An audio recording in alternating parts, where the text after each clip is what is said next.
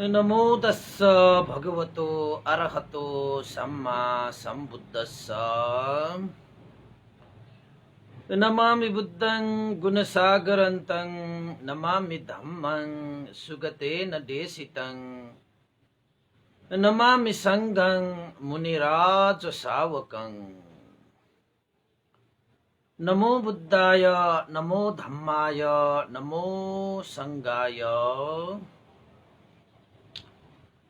श्रद्धालु उपासक उपासिका तथा सधर्म प्रेमी महानुभावहरू, आज पनि बिहानको 9 बजे हामी फेसबुक लाइभ धर्मदेशना लिएर उपस्थित भइसकेका छौं र सदाझै बिहानको 9 बजे फेसबुक लाइभ धर्मदेशना सुन्नको निमित्त, हेर्नको निमित्त देश विदेशबाट फेसबुक लाइभमा जोडिरहनु हुने सम्पूर्ण श्रद्धावन्त उपासक उपासिका तथा सधर्म प्रेमी महानुभावहरूलाई आज मिति 2077 साल मङ्सिर 16 गते मंगलबारको दिन बिहान 9 बजे सदाझै म भिक्षु विमलो श्री सिद्धिमंगल बुद्ध विहार सिद्धिपुर साना गाउँ थसी महालक्ष्मी नगरपालिका वडा नम्बर 6 बुद्ध मार्गबाट सबैलाई मैत्रीपूर्ण न्यानो न्यानो स्वागत गर्न चाहन्छु। त उपासक उपासिका तथा सधर्म प्रेमी महानुभावहरू, हामीले धर्मदेशनाको क्रममा बुद्ध जीवनीलाई निरन्तरता दिइरहेको सन्दर्भमा हिजो कार्तिक पूर्णिमाको अवसरमा कार्तिक पूर्णिमाको विशेषता र बुद्ध शासनमा कार्तिक पूर्णिमालाई संघ दिवसको रूपमा प्रतिपादित भएको र पापलाई त्यागेर धर्मको आचरण गर्ने दिनको रूपमा दिवसको रूपमा लिएको र एउटा भिक्षुहरूको दर्पणको रूपमा पनि सामान्य फल सूत्र देशना भगवान बुद्धले देशना गर्नुभएको जुन अजात शत्रुलाई बुद्ध शासनमा त्रिरत्नको शासनमा जीवन समर्पण गरेको दिनको रूपमा पनि कार्तिक पूर्णिमालाई लिइन्छ। त्यसैले कार्तिक पूर्णिमाको महत्त्वलाई हामीले छोडेर गयो भने अलिकति नमज्जा होला भनेर हामीले हिजो कार्तिक पूर्णिमाको विषयमा धर्मदेशना गरेका थियौं। बुद्ध जीवनीको त्यो क्रमलाई पनि एकैछिन विश्राम जस्तै गरेर, र वास्तवमा कार्तिक पूर्णिमा साह्रै नै महत्त्वपूर्ण पूर्णिमा हो र यो पूर्णिमामा तपाईहरूले केही गरी जानी अनजानी गरिएका सम्पूर्ण पापहरूलाई त्यागेर धर्मको मार्गमा हिँड्ने दिन र अजात शत्रुले पनि त्यस्तै गरेका थिए।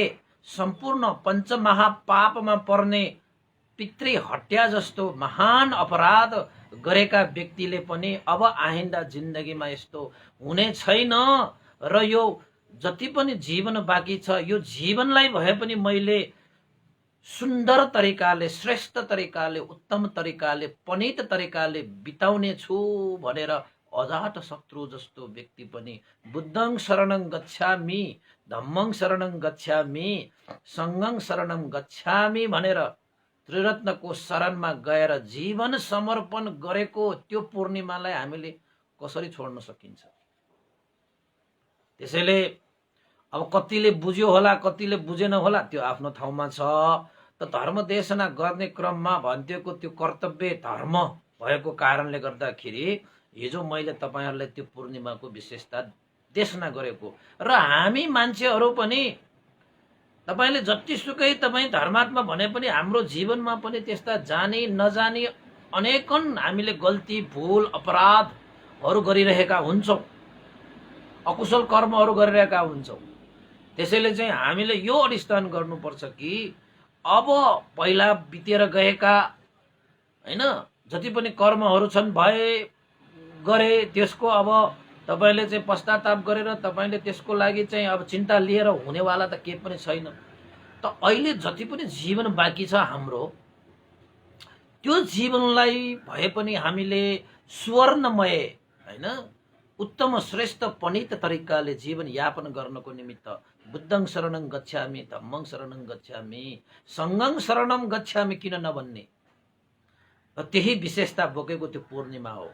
र अजात शत्रु जस्तो पितालाई हत्या गर्ने त्यस्ता महाअपराधी हत्यारा त्यस्ता व्यक्तिले पनि आखिरमा त्यो अपराधलाई स्वीकारेर क्षमा याचना गरेर भुललाई स्वीकारेर अब आइन्दा यस्तो भुल म गर्ने छैन, दोहोरिने छैन जिन्दगीमा, र जति पनि बाँकी जीवन छ त्यसलाई अब धर्म विनय अनुसार आफ्नो जीवनलाई चाहिँ अगाडि बढाउने, आचरणमय जीवन बनाउने अधिष्ठान गरेर संकल्प गरेर त्रिरत्नको शरणमा गएको थियो। त हामी पनि त्यसरी नै शरणमा जानुपर्छ।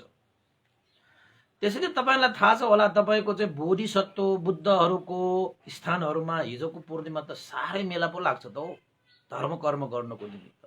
पहिला जस्तो सुकै पाप कर्महरू गरिरहेको भए तापनि अब आइन्दा म त्यो पाप गर्दिनँ भनेर भित्री हृदयदेखिले चाहिँ क्षमा याचना हैन क्षमा भाव त्यो स्वीकारेर पुण्यको मार्गमा हिँड्ने दिन हो के हिजोको दिन। त्यो पूर्णिमालाई विशेष मानिन्छ र भगवान बुद्धले सामान्य फलसूत्र श्रमण भावको प्रत्यक्ष फल के छ भनेर पनि दर्शाइएको थियो। त्यसैले यो सूत्रबाट भिक्षुहरूको सम्पूर्ण धर्म विनयहरू चाहिँ त्यसमा प्रस्टिन्छ के, र भिक्षुहरूको त्यो ऐना जस्तै हो। त्यो सूत्र अनुसार यो भिक्षुहरू श्रमणहरूले त यो सामान्य फलसूत्र त सबले अध्ययन गर्नुपर्छ, सबले अध्ययन गर्छ, अनिवार्य। किन त भन्दाखेरि यो सूत्र थाहा पाउनेहरूले चाहिँ श्रमण जीवन चाहिँ धारण गरेपछि ओ मैले यो गर्नुहुन्छ त्यो गर्नु हुँदैन भन्ने कुरा विनय धर्महरू बुझ्छन् के। त्यसैले यो चाहिँ भिक्षुहरूको लागि पनि यो श्रमणहरूको लागि पनि मैले यो भनिरहेको छु हैन, कृपया सामान्य फलसूत्र चाहिँ अवश्यमेव पढ्नुस्। मैले हिजो त संक्षिप्त मात्र गरेको, त्यसमा त सम्पूर्ण बुढागत रूपमा देशना गर्नुभएको छ। त हिजो त्यसो भयो, आज चाहिँ हामीले बुद्ध जीवनीलाई नै निरन्तरता दिने क्रममा हामीलाई थाहा छ पञ्चभद्र वर्गीय भिक्षुहरूलाई भगवान बुद्धले अरहन्त फलमा प्रतिस्थापित गरिसकेपछि को बाँकी भागहरूलाई हामीले निरन्तरता दिनुपर्छ। पञ्चभद्र वर्गीय भिक्षुहरूलाई भगवान बुद्धले चाहिँ धर्मचक्र प्रवर्तन सूत्र देशना गर्नुभयो। कौन्डन्य भिक्षुले चाहिँ श्रोतापन्न फल प्राप्त गरिलिए, 18 करोड ब्रह्माहरूले श्रोतापन्न फल, देवताहरू त असङ्ख्यले प्राप्त गरिलिए भनेर पनि उल्लेखित भएको कुराहरू पनि मैले तपाईलाई भनिसकेको छु। त्यस्तै गरी भोलिपल्ट वप्प भद्य महानाम अश्वजी पनि श्रोतापन्न फलमा प्रतिष्ठित भए। त्यसपछि तपाईको पञ्चमीको दिन भगवान बुद्धले अनन्त लक्षण शुद्ध अनात्म लक्षण सूत्र भनिन्छ नेपाली भाषाबाट, त्यो सूत्र देशना गर्नु हुँदाखेरि पञ्चभद्र वर्गीय भिक्षुहरू अरहन्त फलमा प्रतिष्ठित भए। जुन अरहन्त फलमा प्रतिष्ठित भइसकेपछि सारा देवता र ब्रह्माहरूले जय जयकार गरे। भगवान बुद्धले अमृत पद निर्वाण पदको ढोका खोलिदिए भनेर जय जयकार गर्दाखेरि त्यसरी चाहिँ यो चाहिँ 10 लोक धातु कम्पित भएको थियो रे। कम्पित भनेपछि त हल्लिएको थियो के, भूमिकम्प भएको थियो। त त्यहाँ पछि तपाईको नालकको पनि मैले एउटा प्रसङ्ग तपाईहरुलाई चाहिँ त्यसमा जोडिहाले। नालकको पनि विशेष छ। तपाईको हिमालयमा गएर चाहिँ भगवान बुद्धलाई बिन्ती गरेर चाहिँ 60 महिनासम्म उभिएर चाहिँ अरहन्त फल प्राप्त गरेर गएका व्यक्ति हुन् यो नालक भन्ने चाहिँ, कम त होइन। त्यसैले हिमालय पर्वतमा बस्ने तपस्वी ध्यानी योगी हैन, साधक ऋषि प्रवज्ञा भनेको त नालक हो। न कैलाशमै हो कि हैन, अब त्यो त हिमालय भनेको त हिमालय भेगमा चाहिँ बस्ने। त्यसपछिको बाँकी अंश अब हामी सुरु गर्नेछौँ। त्यसपछि के भयो त भन्ने विषयमा नालकको पनि थाहा पायो है। तपाईले सुन्नुभयो भएन त्यो बेग्लै कुरा हो। तैपनि मैले यो बीच बीचमा चाहिँ यो खोटलेर तपाईहरुलाई यो सुनाउँदै गएको। त्यसपछि अब बुद्ध धर्म संघ भनेर त्रिरत्नको प्रादुर्भाव भइसकेको समय हो यो। र यो तपस्सु र भल्लुक त तपाईको बुद्ध रत्न र धर्म रत्नको मात्रै शरण गएका व्यक्ति, त अब त कोही पनि व्यक्ति शरणमा आए भने बुद्ध रत्न, धर्म रत्न र संघ रत्नको शरणमा आउन पाउने अवसर पनि जुड्यो। किन त भन्दाखेरि पञ्चभद्र वर्गीय भिक्षुहरू, 5 जना भिक्षुहरू त तपाईको संघको रूपमा प्रादुर्भाव भइसक्यो। 5 जना भिक्षुहरूले मजाले भगवान बुद्ध देशमा धर्म देशना गर्नु भइसक्यो। निर्वाणको धोका त खोलिदिनु भइसक्यो, बाटो त प्रशस्त गरिदिनु भइसक्यो, ज्योति त फिजाइसक्नु भएको छ। 10 लोक धातुमा चाहिँ ज्योति फैलिएको भनिन्छ। संघ पुरा अनन्त फल प्राप्त गरिसकेपछि हैन, यो संसारमा चाहिँ अनन्त फल प्राप्त गर्ने अब हैन भयो नि त। त्यसपछि एक दिन त्यही मृगदा वन ऋषिपतन सारनाथमा बसिरहनु भएको समयमा भगवान बुद्ध त सर्वज्ञ हुनुहुन्छ। अब धर्म विनय अनुसार पञ्चभद्र वर्गीय भिक्षुहरूले पनि आफ्नो चाहिँ दिनचर्याहरू थालनी गर्नुभयो र भगवान बुद्ध पनि लोकलाई महाकरुणा चित्त राखेर हेरिरहनुहुन्छ, कसलाई म उपकार गरौं, कसलाई उपदेश गरौं। जसरी बुद्धत्व ज्ञान लाभ गरिसकेपछि मैले प्राप्त गरेको यो बुद्धत्व ज्ञान कसलाई उपदेश गर्दाखेरि लाभ हुन्छ, उपकार हुन्छ भनेर चाहिँ भगवान बुद्धको त्यो नित्य कर्म हो। त्यो बिहान उठ्ने बित्तिकै म कसलाई उपकार गरौं भनेर करुणा दृष्टि भनिन्छ त्यसलाई, करुणामय। त्यसैले महाकारुणिको नाथो भनेर भनिन्छ। महाकरुणाले युक्त हुनु भएका भगवान शास्ता। त भगवान बुद्धले यो देख्नुभयो कि आजको दिन यो वाराणसी हैन, एकजना महाजन धनी सेठका छोरा यस कुमारलाई भगवान बुद्धले आफ्नो करुणा दृष्टिमा देख्नुभयो। के देख्नुभयो त भन्दाखेरि अवश्यमेव आज मैले यस कुमारलाई भेट्न पाउने भयो र यस कुमारलाई मैले धर्म उपदेश गर्दाखेरि यस कुमारले धर्मचक्षु लाभ गर्ने छ र यो एक दिन चाहिँ प्रवचित भएर अर्हत फल प्राप्त गर्ने व्यक्ति पनि हुनेछ भनेर भगवान बुद्धले करुणा दृष्टिबाट देख्नुभयो। र साँझदेखि नै प्रतीक्षा गरेर भगवान बुद्ध चङ्करमन ध्यानमा बसिरहनु भएको थियो। चङ्करमन ध्यान भनेको चाहिँ ओहर दोहर गरेर चाहिँ हैन बसिरहने ध्यान। अब यतिकै बसेर बस्ने मात्र ध्यान होइन कि चङ्करमन गरेर पनि ध्यान गर्न मिल्छ, त्यो गरिन्छ पनि। त्यो इरियापद पनि हो। त्यो सत्यप्रधान सूत्रमा भगवान बुद्धले खुद देशना गर्नु भएको सूत्रमा पनि बसेर ध्यान बस्ने, उठेर ध्यान बस्ने, हिँडेर ध्यान बस्ने, सुतेर ध्यान बस्ने, यी सम्पूर्ण चाहिँ लेटेर भनिन्छ, सुतेर भन्दाखेरि पनि तपाईले पनि निदाएको ठान्नु होला। त्यसरी पनि हर 4वटा इरियापदमा पनि हामी स्मृति सम्प्रजन्य भएर हामीले चाहिँ जीवन यापन गर्नुपर्छ भन्ने कुरा त सत्यप्रधान सूत्र देशनामा त उहाँले देशना गर्नुभएको छ। त भगवान बुद्ध त्यहाँ चाहिँ ऋषिपतन मृगदा वनमा चङ्करमन ध्यान गरेर बस्नुभयो यस कुमारको प्रतीक्षामा। त यो यस कुमार भन्ने को रहेछ त भन्ने विषयलाई तपाईलाई मैले अलिकति प्रस्ताइदिन्छु। वाराणसीमा एकजना साह्रै धनाढ्य धनी सेठ महाजन थियो। त्यो महाजनको छोराको नाम यस कुमार थियो।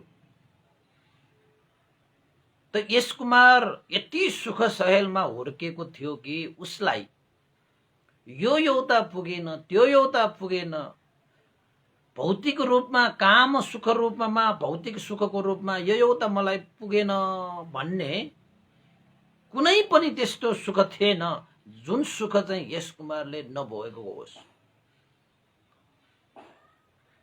त्यस्तो सुख शैलमा हुर्केको थियो यस कुमार भन्ने। किन त भन्दाखेरि उसको चाहिँ अब पूर्व जन्मको कर्मको कारणले ऊ धनाढ्य कुलमा जन्मियो महाजनको कुलमा जन्मियो र उसलाई कुनै पनि अभाव भएन। सुनको त जुत्ता लगाउने, सुनको त जुत्ता लगाएर हिँड्ने। अब सुनैको भनेर चाहिँ सुनैको भन्दाखेरि पनि जुत्तामा सुनले पनि सुवर्णमय जुत्ता भनेर भनिन्छ उपासक। त्यस्तो त जुत्ता लगाएर हिँड्ने हो यो यश कुमार भनेको। साह्रै धनाढ्य, साह्रै धनाढ्य। खाने, लाउने, पिउने, बस्ने, मोज मस्ती गर्ने, काम सुख, भोग सुख के मात्र छैन, के मात्र छैन। तर एउटा कुरा के याद गर्नु पर्यो त भन्दाखेरि यश कुमारले त्यसरी चाहिँ काम सुख, भोग सुख भोग्दा भोग्दै भोग्दा भोग्दै भोग्दा भोग्दै भोग्दा भोग्दै वाक्क दिक्क नै आउने गरी चाहिँ उसले काम सुख, भोग सुखहरू चाहिँ भोगे। किन त भन्दाखेरि अब हामीलाई चाहिँ लाग्न सक्छ धन भयो भने, रूप भयो भने, तपाईको सम्पत्ति भयो भने, खान पायो भने, लाउन पायो भने सुख हुन्छ भन्ने लागिरहेको हुन्छ। त्यो चिज त तपाईले नपाउनु जेल मात्रै सुख हो कि जस्तो मात्र लाग्ने हो। तर पाइसकेपछि त के न के त मनले चाहेको सुख हो, तर वास्तविक सुख के हो भनेर हामीले बुझ्न नसकेपछि त्यस्ता काम सुख, भोग सुखमा हामी लिप्त भएर भासिँदै जान्छ कि। त यश कुमारले के जाने त भन्दाखेरि यो यत्रो भौतिक सुख छ, यत्रो यो काम सुख छ, भोग सुख छ, मैले त अब यस्तो चाहिँ सुवर्णमय जुत्ता लगाएर हिँड्छु। अब त घरमा सुवर्णमय जुत्ता लगाउने मान्छेहरूले अब सुवर्णमय थालमै खान्छ, सुवर्णमय खाटमै सुत्छ। जीवन त साह्रै नै के भयो त विलासी जीवन। तर यस कुमारलाई चाहिँ सुख भोग्दै जाँदाखेरि त आखिरमा त जुन चिज भोग गर्दाखेरि सुख पाउँछ भनेर उसले भोग्दै जाँदाखेरि त आखिरमा त्यही सुखले, त्यही भोगले, त्यही कामले उसलाई डर लाग्न थाल्यो, उसलाई चाहिँ उपद्रव हुन थाल्यो, भय उत्पन्न हुन थाल्यो कि यो भोग सम्पत्ति, यो काम सम्पत्ति, यो भौतिक सम्पत्ति भनेको त जीवनमा सदा रहिरहने सुख त होइन। नपाउँदासम्म मात्रै यो सुख हो कि जस्तो लाग्ने, भोग्दै जाँदाखेरि त वास्तवमा यो भौतिक सुख भनेको जति भोग गर्यो त्यति त्यति त्यो सुखहरू घट्दै जाँदै एक दिन त सुख पनि त्यहाँबाट दुःखमा परिवर्तन भएर आउँछ। यो भोग सुख, यो काम सुख, यो भौतिक सुख भनेको त तपाईहरुले पनि याद गर्नु भएको होला। यो भौतिक सुख भनेको जति तपाईले भोग्नु भयो त्यति त्यो सुख घट्दै जाने हो। काम सुख पनि भोग्दै गएपछि तपाईको चाहिँ त्यो घट्दै जान्छ त्यो सुख। त्यो साच्चैकै सुख होइन त्यो। भोग सुख पनि त्यस्तै हो, तपाईले भोग्नु जेल सुख हुन्छ, त्यसपछि त त्यसको त्यो घट्दै जान्छ सुख। त एक दिन त के हो त भन्दाखेरि शरीरले जति पनि काम सुखहरू भोग गर्दाखेरि पनि सदा भोगिरहनु सक्ने अवस्था पनि हुँदैन। एक दिन त हामी काम सुखबाट मनले चाहे पनि यो शरीरले त दिँदैन। खाने, लाउने, पिउने, हेर्ने, सुन्ने कुराहरू त यो समय हुँदै जाँदाखेरि अनित्य संसारमा त यो शरीर त जीर्ण भएर जान्छ, रोगी भएर जान्छ। अब एउटै कुरा तपाईलाई म उदाहरण दिन्छु। तपाईले चाहिँ खाने चीजहरू त तन्न खाएर रस तृष्णामा तपाई भुलेर खाँदै गर्दाखेरि त्यही रस तृष्णाको कारणले गर्दाखेरि तपाईलाई भोलि पर्सि ठुलठुला रोगहरूले चाहिँ घाँटी थिच्न आउँछ। प्रेसर, सुगर, डायबिटिज के छ मलाई त्यो रोगहरूको त इंग्लिशबाट नाम पनि धेरै आउँदैन। नाना थरीका रोगहरू उत्पन्न हुन्छ। त्यसपछि तपाई के गर्नुहुन्छ, जति सुकै त्यो रस तृष्णामा भुले तापनि अगाडि चाहिँ रस हैन रसभरी खानाहरू अगाडि आए पनि अब तपाईको शरीरले त्यसलाई सेवन गर्न नहुने अवस्था पनि तपाईलाई आउँछ। त्यो बेलामा तपाईलाई भोग सम्पत्ति, त्यो काम सुख तपाईको अगाडि आए पनि तपाईले त्यो काम सुखलाई भोग्न नसक्दाखेरि तपाईलाई के हुन्छ, दुःखै हुन्छ, कम्ता दुःख हुन्छ फेरि। त्यसैले पहिल्यै तपाईले बुझ्नुपर्छ यो शरीरबाट यो काम सुख भनेको पञ्च इन्द्रियले ग्रहण गर्ने तृष्णा उत्पन्न गरेर ग्रहण गर्ने विषयहरू, हेरेर सुख पाउने, सुनेर सुख पाउने, खाएर सुख पाउने, सुगेर सुख पाउने, छोएर सुख पाउने, यो सबै यो काम सुखहरू है, यो काम गुणहरू, यो विषयलाई पनि हामीले चाहिँ भोग्दा जति जति भोग्दै जान्छौँ नि त्यति त्यति त्यसको चाहिँ रस तृष्णाहरू होइन, मनले चाहे पनि शरीरले त पछि दिँदैन। त्यसपछि त्यो चिजहरूबाट तपाईलाई दुःख नै सुरु हुन थाल्छ, रोगहरू उत्पन्न थाल्छ, भयहरू उत्पन्न थाल्छ, जे पनि तपाईले चाहिँ एउटा एक किसिमले चाहिँ नकारात्मक चिजहरू बिस्तारै उत्पन्न हुँदै आउन सक्छ। यस्तो चिज हो यो। त्यसैले चाहिँ अब यस कुमारलाई त के थाहा पाए त भन्दाखेरि यो सुखलाई चाहिँ बोकेर राख्दाखेरि पनि एक न एक दिन यो सुखले पनि धोका दिन्छ। अन्तमा धोका दिने यो सुखलाई मैले आफ्नो सुख भनेर कसरी ठानौं, कसरी ठानौं? तपाईको भौतिक सम्पत्ति, धन सम्पत्ति तपाईसँग धेरै छ भने पनि आखिरमा अन्तमा तपाईलाई अहिले त तपाईले चाहिँ भोग सम्पत्तिहरू भोग्दै भोग्दै भोग्दै त्यो सम्पत्तिलाई प्रयोग गर्दै तपाईले घमण्ड गर्नुभयो होला, अभिमान गर्नुभयो होला, के गर्नुभयो होला, तर अन्तिममा त्यो भौतिक सम्पत्तिले पनि तपाईलाई चाहिँ धोका दिन्छ। अन्तिममा त्यो भौतिक सम्पत्ति तपाईलाई साथ दिँदैन, त्यसले पनि छोडेर जान्छ। त्यसैले आखिर त धोका दिने त्यो भौतिक सम्पत्तिलाई सुख भनेर पोको पारिरहनु त्यो मूर्ख्याइ हुन्छ के, त्यो मूर्ख्याइ हुन्छ। जसरी तपाईलाई एउटा साथी ल्याउन, आखिरमा तपाईलाई त्यो साथीले जीवनमा चाहिने बेलामा धोका दिन्छ भने अहिले मात्रै त्यो साथीसँग मिलेर बस्नुको कुनै अर्थ रहन्छ? एक न एक दिन त्यो साथीले तपाईलाई जुन बेला तपाईलाई पर्छ त्यति बेला उसले धोका दिन्छ भने अब त्यो साथीले अहिले धोका दिइरहेको छैन भनेर त्यो साथीलाई चाहिँ तपाईले च्यापेर राख्नु चाहिँ स्वाइयो त? एक न एक दिन त्यसले निश्चित रूपमा तपाईले धोका दिन्छ भने त्यो साथी तपाईले च्यापेर राख्नु, त्योसँग संगत गर्नु कुनै मतलबै हुँदैन। अन्तमा तपाईलाई चाहिँ त्यसले चाहिँ महान दुःख, कष्ट, शोक, पीडा, भय, उपद्रव उत्पन्न गराउँछ भने त्यो साथी तपाईको सही साथी हुनै सक्दैन,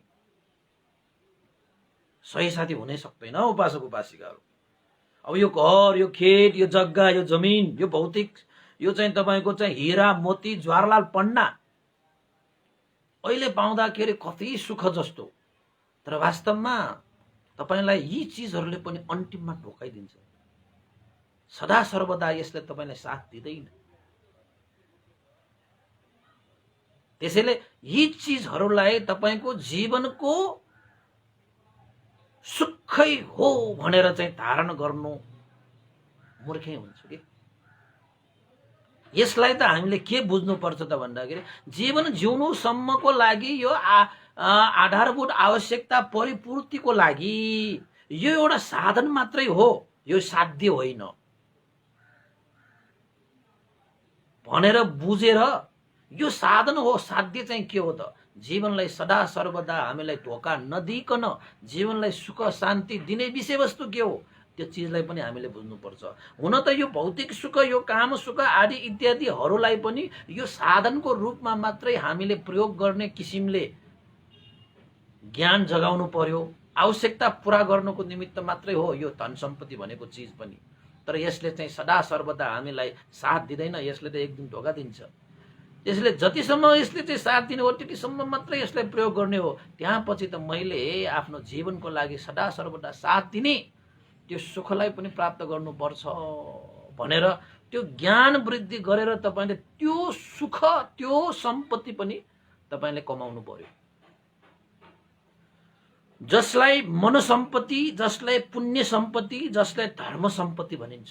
उपासक उपासिकाहरू, यो काम सुख, यो भोग सुख, यो भौतिक सुख भनेको त यो धन सम्पत्ति भनिन्छ। धन सम्पत्तिको र भौतिक सम्पत्ति हो यो। त यो भौतिक सम्पत्तिले मात्र तपाईको जीवन पूरा हुँदैन, पूर्ण हुँदैन।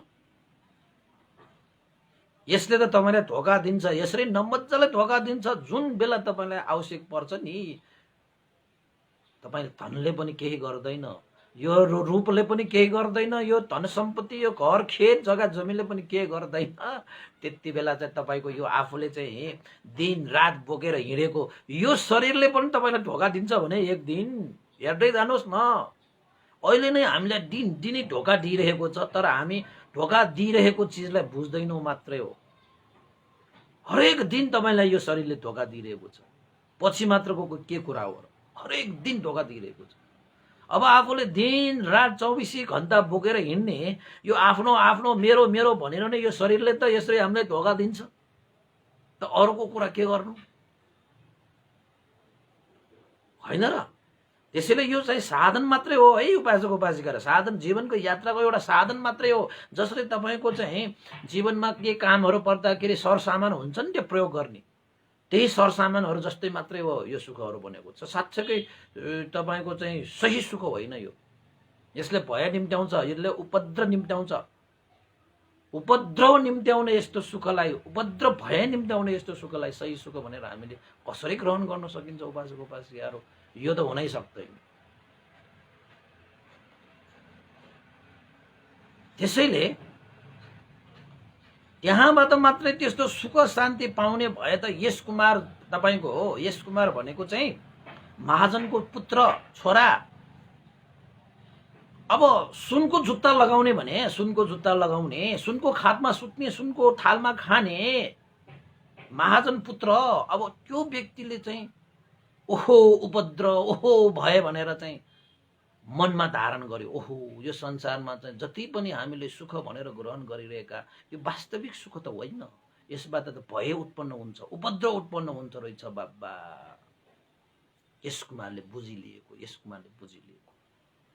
अब हामीले कहिले बुझ्ने भने के त्यो यस कुमार त युवा अवस्थामै बुझेको भने अब हामीले कहिले बुझ्ने?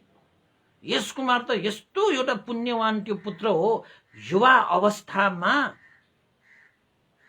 यो काम सुखको दोष देख्न सक्ने होइन, यो भौतिक सुखको दोष देख्न सक्ने, त्यो युवा अवस्थामा त्यो देख्न सक्ने भनेको त ठुलै कुरा हो उपासक उपासिका।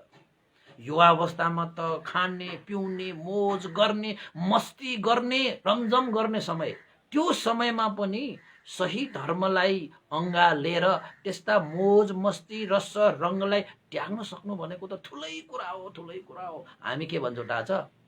युवा अवस्थामा मोज गरौँ, मस्ती गरौँ, कमाउँ, सुखशैल भोगौँ, वृद्ध भएपछि 60 वर्ष नागेपछि अब धर्म गरौँला, कर्म गरौँला भनेर भन्ने मान्छे 60 वर्ष पुगिसकेपछि तपाईँको आँखा कमजोर भइसकेको हुन्छ, कान कमजोर भइसकेको हुन्छ, खुट्टा कमजोर भइसकेको हुन्छ, शरीर कमजोर भइसकेको हुन्छ, यद्यपि तपाईँको मन पनि कमजोर भइसकेको हुन्छ। 50 वर्ष तपाईँ नाग्नु भयो भने तपाईँको यो मन पनि कमजोर भएर जान्छ उपासक उपासिकाहरू। अब तपाईँलाई चाहिँ के गर्न जागर चल्दैन, केही ठुल्ठुला उद्देश्य लक्ष्य पुरा गर्नको लागि तपाईँले चाहिँ हिम्मत गर्न सक्नुहुन्न, मन पनि कमजोर हुन्छ। त्यसैले 50 वर्षपछि तपाईँलाई ठुल्ठुला योजना नगर्दा पनि हुन्छ। तर कोही कोही चाहिँ अब पुण्यवान व्यक्तिहरूले चाहिँ होइन पहिलादेखि अभ्यास गरिरहेकाहरूले चाहिँ 50 वर्ष मात्र होइन, 60 वर्ष मात्र होइन, 80 वर्षसम्म पनि, 90 वर्ष 100 वर्षसम्म पनि गर्नेहरू छन्। त्यो त उनीहरूले पहिलादेखि अभ्यास गर्दै आयो भने चाहिँ त्यो गर्न सक्छ। त अभ्यासै छैन त अनि पछि 60 वर्ष पुगेपछि गरौँला, 70 वर्ष पुगेपछि गरौँला, मर्ने बेलामा धर्म गरौँला भनेर बस्ने मान्छेहरू त त्यो के भन्छ, त्यो मलाई चाहिँ त्यो नेवारी भाषाबाट आउँछ, त्यसलाई चाहिँ त्यो न्यामरु पुखली न्यानेट ताकेना जो म बोट वाठी भन्छ के तपाईँको त्यो बकुला हुन्छ नि, बकुला पानी त्यो माछा नभएको पोखरीमा माछा खानको निमित्त एउटा खुट्टा टेर्साएर बसिरहने, उसलाई निन्द्रै लाग्छ तर माछा भन्ने खान पाएको होइन। किन त भन्दाखेरि माछा त छैन त, निन्द्रै लाग्छ कि त्यसलाई हेर्दा हेर्दै। अनि हामी पनि धेरै समय वृद्ध भइसकेपछि अशक्त भएपछि धर्म गरेर भनेर बस्नु होला, तपाईँ त निन्द्रा लाग्छ तपाईँलाई। त्यो निन्द्रा लाग्छ भनेको के थाहा छ? यमराजले च्याप गर्दन समाएर लगिहाल्छ, अनि धर्म कहाँबाट गर्नु पाइन्छ तपाईँले? त्यस्तो हो के निन्द्रा लाग्छ भनेको, तपाईँको सदाको लागि निदाउँछ त्यहाँबाट। त्यसैले त धर्म कर्म पुण्य यो मन सम्पत्ति भनेको त यो शरीरहरू हत्ता कत्ता भएको बेलामा, मनमा जागर जोस भएको बेलामा, आँखा तेजिलो, कान तेजिलो, नाक फुर्ती साथ, शरीर हिष्ट पुष्ट भएको बेलामा धर्म कर्म गर्नुपर्छ उपासक। र ज्ञानसम्म पनि धर्म कर्म गरेर त्यस्तो ज्ञान, जुन ज्ञान भगवान बुद्धले हामीलाई चाहिँ प्रतिपादन गर्नुभएको छ, त्यो ज्ञानलाई पनि युवा अवस्थामा प्राप्त गर्ने हो के। अनि त्यसपछि त यो वृद्ध अवस्था भनेको त ज्ञान लाभी भएर चाहिँ सुख शान्तिसँग बिताउने हो क्या यो वृद्ध समय भनेको। त्यसैले युवा अवस्था भनेको चाहिँ सुवर्णमय समय हो कि, जुनसुकै हिसाबबाट त भगवान बुद्धले भन्नुभएको छ नि, युवा अवस्थामा धन नकमाउने मान्छेहरू वृद्ध अवस्थामा पछुताउँछ अरे। अब यहाँ धन भनेको तपाईँहरूले चाहिँ मान्छेहरूले यो भगवान बुद्धको यो शिक्षालाई पनि युवा अवस्थामा धन नपकाउने वृद्ध अवस्थामा पछुताउँछ भनेको धन कमाउनु पर्यो अब भनेर चाहिँ त्यो भौतिक धनलाई मात्रै बुझ्छन् के, फेरि त्यो साधनलाई मात्र बुझ्छ के, साध्यलाई बुझ्दैन के। हामी मान्छेहरू यस्ता छौँ के, धर्मलाई बुझ्ने पनि आफ्नै तरिकाले बुझ्ने के, आफ्नै रङ्गले बुझ्ने के, आफ्नै ढङ्गले बुझ्ने के। धर्मलाई बुझ्ने पनि पारा छ क्या हाम्रो। विचित्रको छ यो संसार, विचित्रको छ। बुझ्यो भने फेरि सुचित्रको पनि छ कि, बुझेन विचित्र छ, बुझ्यो भने सुचित्र छ यो जीवन, यो संसार। त यस कुमारले यसरी बुझ्दै जाँदाखेरि त ओहो, आखिरमा मैले कतै पनि सुख शान्ति देखिन।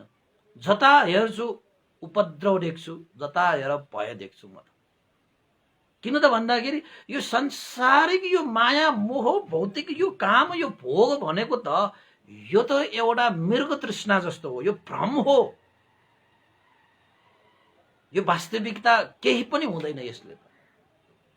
त हामीले कहिले बुझ्ने? हामीलाई त यो संसार त कति हैन मजा लागिरहेको छ क्या, मजा लागिरहेको छ अहिलेसम्म पनि। त यसको माने के होइन कि यो संसार चाहिँ उपद्रव हो, भय हो भनेर यो संसारबाट विरक्त भएर संसारै त्याग्ने त होइन नि। यो संसारलाई, यो संसारको यस्तो संसारबाट कसरी चाहिँ जीवनको लागि चाहिँ परम सुख शान्ति प्राप्त गरेर जान सकिन्छ, यसलाई चाहिँ बाटो खोजी गर्नु पर्यो नि। खोज, बुद्धको खोज, धर्मको खोज र सङ्घको खोज गर्नुभयो भने तपाईँले जिन्दगीको लक्ष्य पाउनुभयो, जिन्दगीको सार पाउनुभयो, जिन्दगीको अर्थ पाउनुभयो। त्यसैले हाम्रो जीवनको खोज भनेको चाहिँ बुद्ध धर्म र सङ्घ हुनुपर्छ। सबैले मान्छेले मात्र होइन, उपासक उपासिकाहरू, देवता र ब्रह्माहरूले पनि सही सुख र शान्ति प्राप्त हुने हो भने उसले पनि खोजीमा हिँड्नु पर्यो, खोजीमा लाग्नु पर्यो र बुद्ध धर्म सङ्घलाई प्राप्त गर्नु पर्यो। र देवताहरूले पनि यही खोजमा हिँडेर निस्किएर बुद्ध धर्म सङ्घ त्रिरत्न प्राएर नै उनीहरू चाहिँ श्रोतापन्न भएका हुन्। कति धर्मचक्र देशना गर्दाखेरि त 18 करोड ब्रह्माहरू श्रोतापन्न भए, कयौं असंख्य देवताहरू त तपाईँको चाहिँ श्रोतापन्न भए। के को कारणले? बुद्धको कारणले, धर्मको कारणले। त अहिले त्यही बुद्ध र धर्मलाई काँधमा बोकेर अहिलेसम्म 2600 वर्षसम्म यहाँ चाहिँ बोकेर ल्याएर हामीलाई उपकार गरेर नि सङ्घ रत्न छ। यसलाई बुझ्नु पर्यो उपासक उपासिकाहरू है। अब यस कुमारले त्यस्तै बुझे के, अब हामीले बुझेन त्यो आफ्नै ठाउँमा छ, तर यस कुमारले भने बुझे यो संसार मृग तृष्णा हो, यो भ्रमै भ्रम, यो माया जाल, यो माया मोह, यो संसारको ओहो उपद्रव हो, ओहो भय। यस कुमारले देखेको। त यस कुमारले एक दिन चाहिँ के निर्णय गर्यो त भन्दाखेरि ओहो भएन बा, कहाँ सुख हुन्छ, कहाँ शान्ति हुन्छ, कसरी चाहिँ आनन्द हुन्छ, त्यो खोजीमा त म निस्किनु पर्यो। यही घरमा बसेर, हुन त मसँग सुनको जुत्ता छ, सुनको पगडी होला, सुनको वस्त्र होला, सुनको खाट होला, सुनको थाल होला, सुनकै महल होला। अब सुनकै जुत्ता लगाउने भइसकेपछि महल पनि त सुनकै लाग्यो होला नि त। वाराणसीमा छ त्यो, अहिले चाहिँ खोइ कहाँ पर्यो त्यो होइन, अब भट्कियो। अब चाहिँ त्यो भग्नावेश भयो, त्यो आफ्नै त्यो खोज नीतिको छ कुराहरू। खोजेपछि त्यो वाराणसीमा चाहिँ त्यसले खन्ने हो भने धेरै कुरा निस्किन्छ त्यो वाराणसीमा। अहिले हाम्रो लुम्बिनीमा त त्यसरी खोतल्दाखेरि के निस्कियो। कपिलवस्तुमा अहिले चाहिँ उत्खनन भइरहेको छ, कति चिजहरू निस्किरहेको छ, प्रमाणित भइरहेको छ के। भगवान बुद्ध देशना गर्नुभएको धर्महरू त एकपछि अर्को प्रमाणित भएको छ। सबै चिजहरू समय अन्तरालमा चाहिँ यो चाहिँ जमिनमा चाहिँ यो छोपिन पुग्यो, जमिनमा चाहिँ गाडिन पुग्यो मात्रै हो। अब त्यसलाई उत्खनन गर्ने हाम्रो काम हो नि त।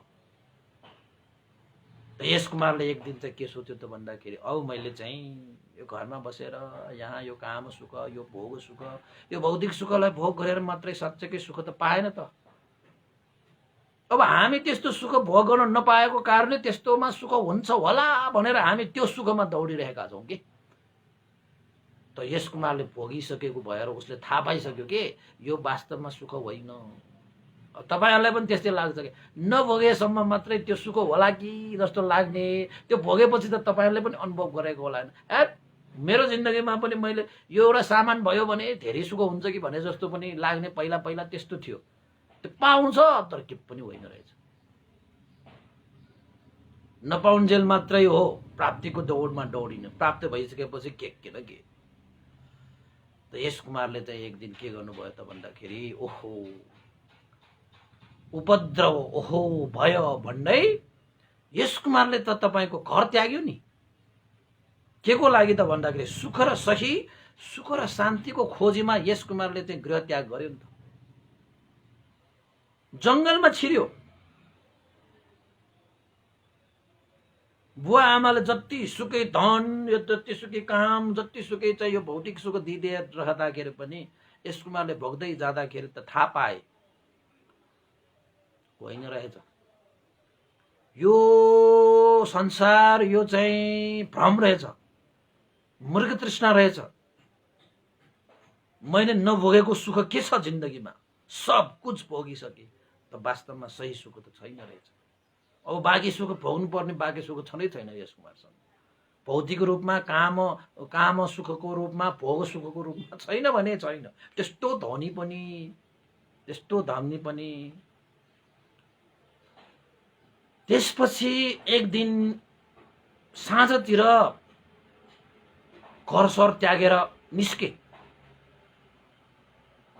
जंगलभित्र पसे।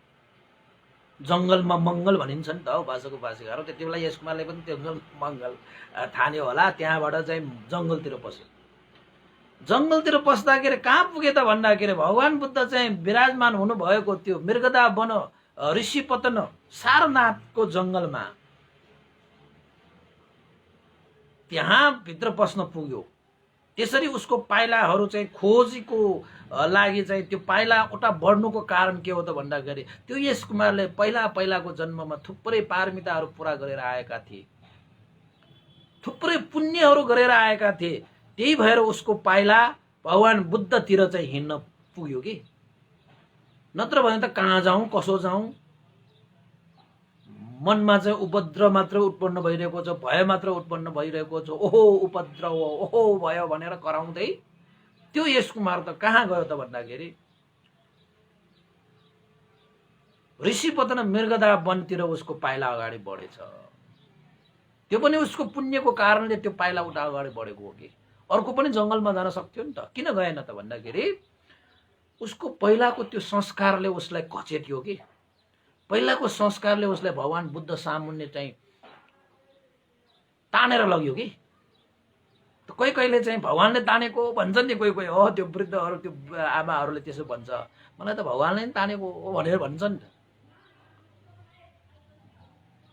त यस कुमारलाई पनि त्यस्तै भयो कि, भगवानले नै तानेको जस्तो कि। अब हुन त भगवानले त हेरिरहनु भएको थियो, महाकरुणा दृष्टिले हेरिरहनु भएको थियो। आज यो स्थानमा यस कुमार ओहो उपद्रव, ओहो भय भनेर आउने छ र मैले उसलाई धर्म देशना गर्नेछु र उसले श्रोतापन्न धर्मचक्षु प्राप्त गर्छ। यति मात्र होइन, उसले अरण्ड फल पनि प्राप्त गर्छ भन्ने कुरा भगवान बुद्धले पहिल्यैदेखि नै भइसकेको छ कि। त्यही भएर भगवान बुद्ध त्यो समय अब साँझ पछि बेलुका होइन त्यो समयमा अब राति नै पर्यो।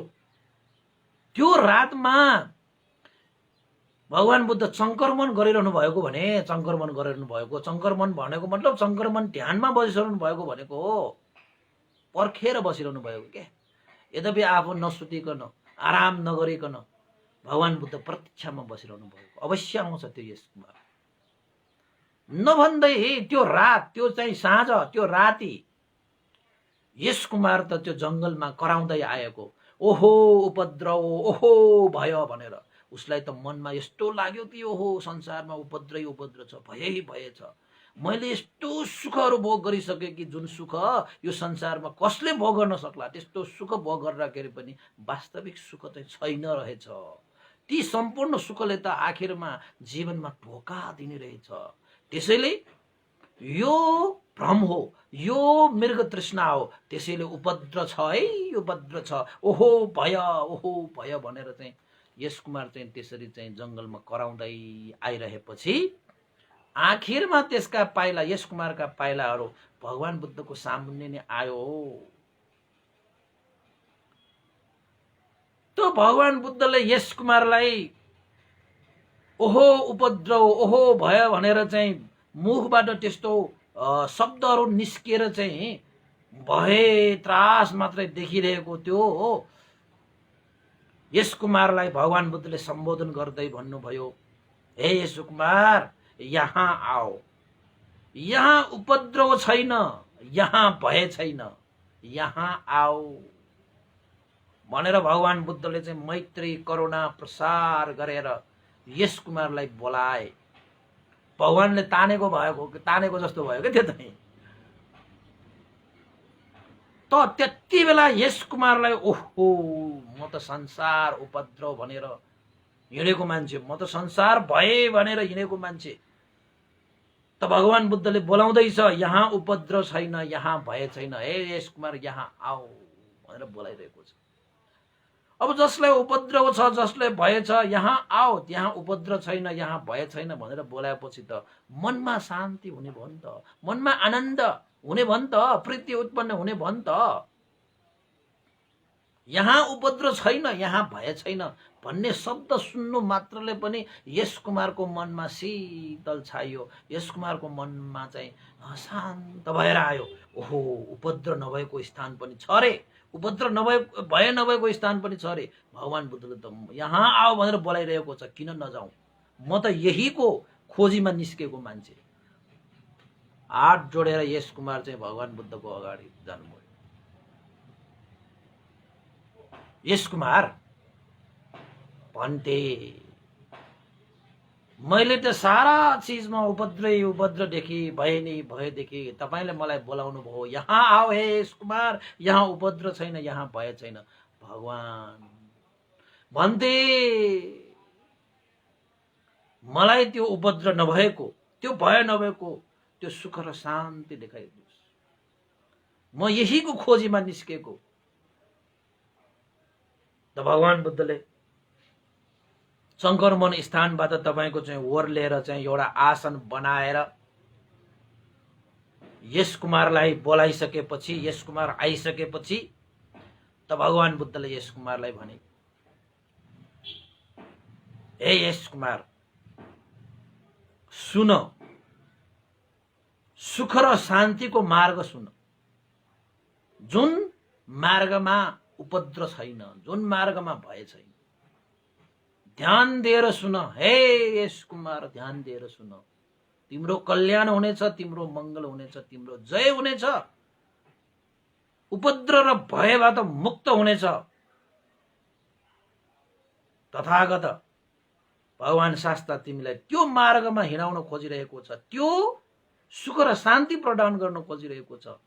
अवश्य पनि तिमीले चाहिँ सुन, ध्यान देऊ, कान मात्र होइन मन पनि देऊ, सुन। अवश्य भगवान शास्त्र म यसैको खोजीमा आएको, म यसैको खोजीमा आएको, मलाई त्यो मार्ग प्रशस्त गरिदिनुहोस्, मलाई त्यो सुख रूपी त्यो धर्मरस प्रदान गर्नुहोस्। म त्यो धर्मरस पान गर्न चाहन्छु, म त्यो सुख र शान्ति प्राप्त गर्न चाहन्छु। मैले कान मात्र होइन मन पनि दिएर आदर गौरव प्रकार अवश्यमेव म सुन्छु भनेर चाहिँ यश कुमार त तपाईँको भगवान बुद्धको धर्मलाई श्रवण गर्नको निमित्त यति लालायत, यति समर्पित, यति श्रद्धा, यति आस्था। यसैले धर्मलाई श्रवण गर्दाखेरि तपाईँको चाहिँ आदर गौरव श्रद्धा पूर्वक सुन्नुपर्छ है उपासक उपासिकाहरू। नाग टुग गरेर सुन्नु हुँदैन। नाग टुग गरेर सुन्यो भने नाग टुग जस्तै फल आउँछ, राम्रोसँग सुन्यो भने राम्रै फल आउँछ, मजबुतले सुन्यो भने मजबुत किसिमले नै फल आउँछ। आदर गौरव सत्कार पूर्वक सुन्नुभयो भने आदर गौरव सत्कार पूर्वक तपाईँलाई फल आउँछ। जस्तो रोप्यो त्यस्तै फल्ने हो, जस्तो बिउ त्यस्तै फल, जस्तो कर्म त्यस्तै प्रतिफल, हैन? ओहो, त्यसैले अब यश कुमार चाहिँ अब त्यो सुख र शान्तिको मार्ग हिँड्नको निमित्त तम तयार, सुख र शान्ति प्राप्त गर्नको निमित्त आतुर, काण्डदेखि लिएर मनसम्म समर्पित, जीवनै समर्पित भने अब के त्यो अङ्गको कुरा गरेर नि। त भगवान बुद्धले यश कुमारलाई बिस्तारै आनुपूर्वी कथा भनिन्छ। भगवान बुद्धले एकैचोटि ठुल्ठुलो कुराहरू सुनाउँदैन, बिस्तारै बिस्तारै बिस्तारै बिस्तारै बिस्तारै। अब सानो बालकलाई आमाले मेरो छोरा त जन्मियो, मेरो छोरा त जन्मियो, यसलाई त खुवाउनु पर्यो, यसलाई त पोसिलो आहारहरू दिनु पर्यो भनेर एकैचोटि हैन पोसिलो पोसिलो आहारहरू चाहिँ ठोस पराठो खुवाउँछ के खुवाउँछ? तपाईहरूले चाहिँ पहिला आमाले आफ्नो सन्तान जन्माइसकेपछि के खुवाउँछ? आफ्नै शरीरको रगतलाई सेतो दुध बनाएर पहिला आफ्नो दुध खुवाउँछ। एकैचोटि तपाईसँग चाहिँ पोसिलो पोसिलो आहार छ, फलफुल छ, खाना छ भनेर आमा चाहिँ जन्मिने बच्चालाई एकैचोटि खुवाउँछ र भने? खुवाउँदैन नि उपासक उपासिकाहरू। के तपाईँलाई खुवाएर हुर्काएको छ? त्यसरी खुवाएर हुर्कायो भने त तपाईँको आमाले त्यसरी खुवाउँदाखेरि तपाईँ त त्यति बेला चत हुन्थ्यो, तपाईँ बाध्दैन। तपाईँ किन त भन्दाखेरि सानो बालक छ, कलिलो बालकलाई उसले पच्ने, उसको शरीरलाई चाहिँ न्यू भन्छ नि, उपयुक्त खाना भनेको दुधै हो कि। यद्यपि तपाईसँग चाहिँ 84 व्यञ्जन होला, त्यति बेला 84 व्यञ्जन खुवाउनु हुँदैन। खुवायो भने त तपाईँको छोरा, तपाईँको सन्तान छोरी त मर्छ त्यहाँ। त भगवान बुद्ध पनि त्यस्तो हो। करुणा, आमाले तपाईँलाई बच्चालाई कसरी हुर्काउँछ होइन, कसरी खुवाउँछ, कसरी पिलाउँछ, कसरी चाहिँ सेवा सुसार गर्छ। भगवान बुद्धले पनि सुरुमा बुद्धको शरणमा आएका, बुद्धलाई भेटेका बालक जस्तै ठानेर तपाईँको चाहिँ आफ्नै शरीरको होइन, आमाले शरीरमा रगत, रातो रगतलाई सेतो बनाएर दुध बनाउँछ नि आमाले, त्यसरी नै भगवान बुद्धले पनि आफ्नो शरणमा आएका बालकलाई सुरुदेखिको तपाईँको हो दुध पिलाए जस्तो बिस्तारै धर्म देशना गर्नुहुन्छ के। त्यसलाई आनुपूर्वी कथा देशना, यो याद गर्नुहोस् है। अब कोही कोही उपासकहरू कस्तो छ भने मैले सुनेको, मैले भेटेको, अनुभव गरेको, भगवान बुद्धको ठुल्ठुलो कुराहरू एकैचोटि सुन्न खोज्ने के, एकैचोटि खान खोज्ने के, एकैचोटि लाउन खोज्ने के, जुन चिज उसको क्षमतामै छैन। त भन्देहरूले त बिस्तारै दिन्छ उपासक उपासिकाहरू, एकैचोटि कहाँ दिन्छ? एकैचोटि दियो भने तपाईँ अपच भएर चट, होइन र? त्यस्तो हो नि कि होइन जस्तो लाग्यो कि एकैचोटि खाने? बच्चा जन्मनु बित्तिकै एकैचोटि ठोस 84 व्यञ्जन खुवाइदिने हुँदैन नि। बिस्तारै बढ्छ, बिस्तारै हुर्किन्छ होइन, मांसपेशीहरू बलियो हुँदै जान्छ, अनि उसको चाहिँ घाँटी हेरी उसलाई खुवाउने हो। अब घाँटी कत्रो छ, सानो छ भने अलिकति सानो सानो खुवाउने, ठोस खुवाए पनि। अब घाँटी ठुलो भएर आयो भने ठुल्ठुलो डल्लो डल्लो खुवाए पनि भयो। नत्र भने त घाँटी यत्रो छ, तपाईँले तपाईँलाई माया लाग्यो भनेर चाहिँ 84 व्यञ्जन कोचिएर खुवाउँदाखेरि घाँटीमा अर्केर मर्दैन बच्चा कि मर्दैन? मर्छ। किन मर्दैन? तपाईँलाई नमर्छ भनेर हुन्छ? कति हस्पिटलमा लग्छ मान्छेहरू के खाएर बच्चाहरू। अनि त्यसपछि अब यश कुमार भन्ने त्यो त्यो त्यो त्यो त्यो हो महाजनको त्यो पुत्र, उसले त भर्खरै तपाईँको चाहिँ बुद्धकोलाई भेटेको भयो नि त, भर्खरै भेटेको भयो नि त भगवान बुद्धलाई थाहा छ यो त बालक हो। यसलाई मसँग त 84,000 धर्मस्कन्ध छ, त्योभन्दा पनि 84,000 84 लाख 84 करोड 84 अरब 84 खरब छ भगवान बुद्धसँग, 84 असंख्य धर्म छ भगवान बुद्धसँग। त उहाँले चाहिँ 45 वर्षको उमेरमा धर्मको प्रचार प्रसारमा उहाँको धर्म जम्मा हैन हामीले प्राप्त गरेको मात्रै तपाईको 84,000। त भगवान बुद्धकोले भन्नुभएको छ नि त, एउटा चाहिँ पिपलको वृक्षमा त्यो 84,000 धर्म स्कन्ध भनेको त एउटा त्यो वृक्षमा एउटा पात जस्तै मात्रै हो रे। अब त्यो एउटा पात नै 84,000 छ भने त्यो पिपलको त्यो बोटमा कतिवटा पात हुन्छ? त्यति नै धर्म छ कि असंख्य असंख्यको रूपमा भनेको भयो नि त त्यो त। त्यसपछि धर्म त थुप्रो छ भगवान बुद्धसँग, धर्म त थुप्रो छ त यस कुमारलाई के दिने त? सबै एकचोटि ग्वामलाङ्ग दियो भने थाम्न सकिन्छ? भाडो यत्रो त छ, टन्न ड्रमै खनाइदियो र कहाँ उसले भर्ने त भाडोमा यो त हो नि। त बिचरा यस कुमार प्रति करुणा चित्त राखेर भगवान बुद्धले आनुपूर्वी कथा देशना सुनाउनु भयो। र आनुपूर्वी कथा देशना सुन्नको निमित्त भगवान बुद्धले बोलाउँदाखेरि यस कुमारले के गरेर आएका थिए त? भगवान बुद्धको सामुन्ने आउँदाखेरि ऊ त सुनको जुत्ता लगाउने त्यो हो। यस कुमार सुनको जुत्तालाई टाढै छोडेर भगवान बुद्धको बोलावट, भगवान बुद्धले बोलाउँदाखेरि भगवान बुद्धको सामुन्ने जानको लागि उसले सुनको जुत्ता टाढै छोडेर आएको थियो, फुकालेर आएको थियो भनौँ न। अहिले हामी चाहिँ बिहारमा जाँदाखेरि पनि त जुत्ता फुकाल्नुपर्छ नि त। त भगवान बुद्धको जहाँ अगाडि जानु हुँदाखेरि त अब भगवान बुद्धको त्यो चाहिँ बसिरहेको थियो स्थानमा जाँदाखेरि त अब जुत्ता फुकालेर जानु पर्यो। सुनको जुत्ता एक ठाउँमा फुकालेर आउनुभयो। त भगवान बुद्धले आनुपूर्वी कथा भनेको दान कथा। दान भनेको के हो? त्याग भनेको के हो? दान भनेको सुखरूपी बिउ हो। जसरी चाहिँ कुनै बिउ रोप्दाखेरि त्यस्तै फल फल्छ भने दान पनि एउटा सुखरूपी बिउ हो। त्यो सुखरूपी बिउले पछि दानबाट हामीलाई के हुन्छ? सुख नै प्राप्त हुन्छ। दान गरेर आएका व्यक्तिहरू हरेक जन्ममा महाजन, सेठ, धनी भएर चाहिँ जन्मिन पाउँछ। उसले काम कार्यहरू गर्दाखेरि धेरै कमाउन सक्छ। धनको अभाव हुँदैन उसलाई। दान गरेर आउने व्यक्तिहरूलाई मलाई धनै पुगेन, म त गरिब भएँ भनेर बस्नुपर्ने हुन्छ नत्र भने। त्यसले दान भनेको चाहिँ सुखको बिउ हो। त्यस्तै शील कथा, शील पालन गरेर आउनु भनेको चाहिँ शारीरिक सम्पत्ति प्राप्त गर्ने हो। शील पालन गरेर आउने व्यक्तिहरू यो अङ्ग प्रत्यङ्ग भङ्ग भएर हैन रूप लावण्य चाहिँ कुरूप भएर जन्मिनु पर्दैन, धेरै रोगा भएर जन्मिनु पर्दैन। शील पालन गरेर आउने व्यक्तिहरू उनीहरूको हरेक जन्म अङ्ग प्रत्यङ्गले परिपूर्ण भएर रूप लावण्यबाट पूर्ण भएर सुस्वास्थ्य पूर्ण भएर चाहिँ जन्मिन पाउँछ हो बाजुको बाजुहरू शीलको अनुभवले। यो कुराहरू चाहिँ भगवान बुद्धले यस कुमारलाई सुनाउँदैछ है। अनि त्यसपछि यो पञ्चकाम गुणमा दोष निस्सारलाई प्रस्तुत गर्ने। पञ्चकाम गुण भनेको के हो त भन्दाखेरि यो हेर्नेमा चाहिँ आसक्त भएर बस्दाखेरि पनि हामीलाई दुखाउँछ है। सदा सर्वदा हेरिरहन पाउँदैन। यो अनित्य संसारमा एक न एक दिन हामीले हेरिरहँदाखेरि पनि यो आँखाले पहिला जस्तो देख्नै सक्दैन, भोग्नै सक्दैन।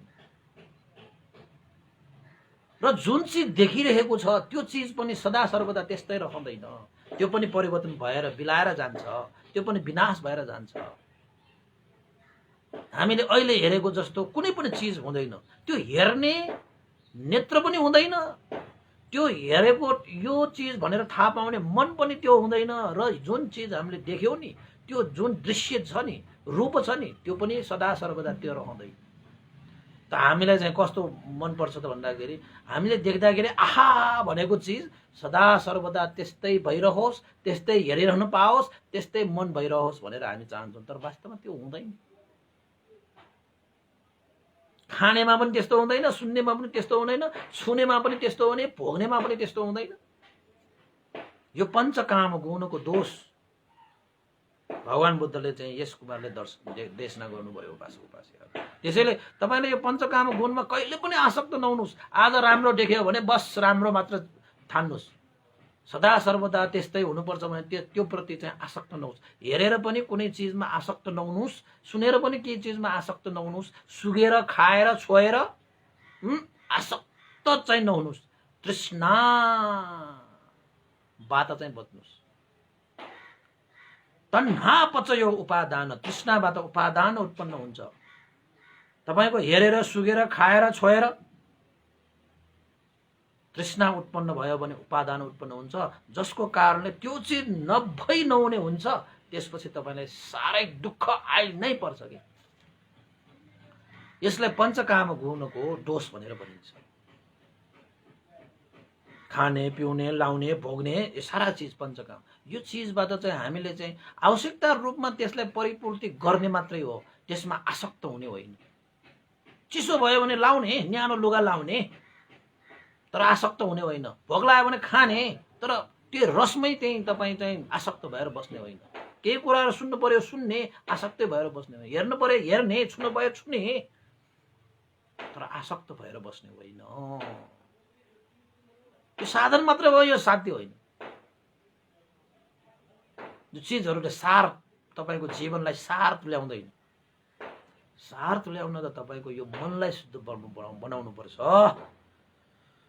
मनलाई पुण्यमा ढाल्नु पर्छ, मनलाई सुमार्गमा हिँडाउनु पर्छ, अनि मात्रै तपाईको जीवन सार हुन्छ उपासक उपासकले। त्यसपछि चाहिँ यो पञ्चकाम दोष निसारको विषयमा अनि संक्लेशका विषयहरूमा, क्लेशहरू भनेको यो लोभ खराब छ है, यो द्वेष खराब छ है, यो मोह खराब छ है भनेर चाहिँ यो संक्लेशको विषयमा धर्म देशना गर्ने। त्यसपछि आएर चाहिँ नैष्क्रम्य त्यस्ता चिजहरूबाट, यो त भ्रम हो, यो त मृग तृष्णा हो, यस्ता कुरालाई त त्याग्नु पर्छ। खक्कार ठोके जस्तो, के ठोके जस्तो, खक्कार ठोके जस्तो थुक्नुपर्छ। खकार त तपाईले खानुहुन्छ नि कहिले काहीँ गरेर खानुहुन्छ खकार थुकेर खाएर। कोही कोही मान्छेले खकारै खाएर बस्छ। अब बाहिर निस्केको छैन, भित्रै हो, देखेको छैन, निल्छ कि। त खकार भनेको थुक्ने चिज हो। अब थुक्ने चिजै निल्ने मान्छेहरूको कुरा के गर्ने त। यो जीवनमा पनि जसरी यो शरीरमा खकारहरू निस्किन्छ, थुकहरू निस्किन्छ, मलमूत्रहरू निस्किन्छ, तिनीहरूलाई त हामीले चाहिँ त्याग्नु पर्छ। त्यसलाई चाहिँ मेरो शरीरबाटै उत्पन्न भएको चिज मेरो हो नि यो भनेर तपाईले खकारलाई चाहिँ खाएर बस्ने। मलमूत्र भनेको त मेरै शरीरबाट निस्केको चिज, यो त मेरो हो भनेर तपाईले समाएर बस्यो भने हानि कसलाई हुन्छ? तपाईलाई नै हुन्छ, हुँदैन र? कि तपाईँ मलमूत्र पनि त्याग्न कन्जुसाइ गर्नुहुन्छ? जसले कन्जुसाइ गर्छ त्यसको जिन्दगी खट्टम। त्यसैले हाम्रो यो शरीरबाट उत्पन्न भएको भए तापनि अनावश्यक चिजलाई चाहिँ त्याग्न सक्नुपर्छ, त्याग्न सक्नुपर्छ। हो बस मलमूत्र त तपाईँ त्याग्नुहुन्छ नि हो। त्यसरी नै यो आँखाबाट पनि यो तृष्णा उत्पन्न हुने यो चिज पनि मलमूत्र जस्तै हो कि उपासक उपासी। यो कानबाट सुनेर तपाईलाई तृष्णा उत्पन्न भयो भने त्यो कानबाट सुनेर उत्पन्न भएको त्यो तृष्णा पनि मलमूत्र जस्तै हो कि। यो खाएर तपाईको यो रस तृष्णा उत्पन्न भयो भने, खाएर तपाईले यो जीवन जिउनको निमित्त खाने त त्यो त स्वभाव धर्म भइहाल्यो। त्यो खानेमा आसक्त भएर तपाईले तृष्णा उत्पन्न गर्यो भने त्यो तृष्णा पनि तपाईको जीवनको मलमूत्र जस्तै हो कि। त्यसलाई त्याग्न सक्नुपर्छ। छोएर भोगेर तपाईँ त्यहीमा चाहिँ छुने भोग्ने त्यो समय परिस्थिति तपाईलाई प्राप्त भयो, तर त्यही चिजमा आसक्त भएर तृष्णा उत्पन्न गर्यो भने त्यो तृष्णा पनि तपाईको जीवनको मलमूत्र शरीर नै हो कि उपासक उपासिका हो। खाएर चाहिँ तपाईको मलमूत्र मात्रै त्यो मलमूत्र होइन, हरेक इन्द्रियले तपाईको मलमूत्र पनि निकालिरहेको हुन्छ कि। त्यो मलमूत्रलाई त्याग्न सकेन भने, जसरी तपाईले अहिले चाहिँ हरेक दिन नित्य कर्म गर्दाखेरि मलमुक्त त्याग्नुपर्छ, सिङ्गान त्याग्नुपर्छ, खकार त्याग्नुपर्छ, त्यागिरहेका छौ, त्यो त्यागिरहेको कारणले तपाईँको शरीर स्वस्थ छ कि, तपाईँको शरीर निरोगी छ कि, हिष्टपुष्ट छ कि? त्याग्नु पर्ने चिजलाई त्यागेको कारणले तपाईँको शरीर हिष्टपुष्ट भएको। त्यसरी नै हरेक इन्द्रियबाट त्यसरी नै मलमूत्र निकाल्छ। त्यसलाई तृष्णा भन्छ, क्लेश भन्छ, जसलाई लोभ, द्वेष, मोह, यो भनेको चाहिँ हाम्रो यो जीवनको हो। यो त भित्री मलमूत्र हो कि, भित्री यो चाहिँ अशुचि हो कि, फोहोर हो कि। यसलाई पनि हामीले के गर्नु पर्यो? त्याग्नु पर्यो हो, त्याग्नु पर्यो। उपासकहरू त्याग्नु पर्यो। अब हामी त्याग्दैनौँ, मलमूत्र भनेर जान्दैनौँ, अनि जीवनमा अनि रोग आयो, भय आयो, शोक आयो, पीडा आयो, विभिन्न चाहिँ अकुशल वृद्धि भइसकेपछि त मलमूत्रलाई नत्यागिकन ओहो मेरै शरीरको हो, यो त मेरो हो भनेर समाएर बसिएका मान्छेहरूले चाहिँ रोग निम्त्याए जस्तै अनि चाहिँ जीवनमा त्यस्तो चाहिँ भय उपद्रव निकाल्छ। हो, यसलाई चाहिँ के भन्छ त भन्दाखेरि संक्लेश विषयमा भगवान बुद्धले उपदेश दिने हो कि। अब त त्याग्नुहुन्छ नि तपाईँले। यो तृष्णा भनेको चाहिँ मलमूत्रै हो, यसलाई त त्याग्नुपर्छ। बिहान उठ्ने बित्तिकै त्याग्नुपर्छ।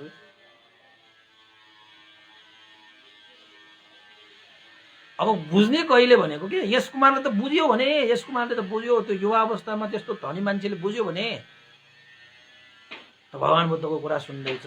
त्यसपछि नैष्क्रम्य, त्यसलाई त्याग्नुपर्ने कुरा हो। त्यसैले चाहिँ जब तपाईँको जीवनमा त्याग चित्त वृद्धि हुन्छ नि, त्याग जतिको ठुलो सुख यो संसारमा के पनि छैन, के पनि छैन। त्याग वैराग्य परम धर्म हो कि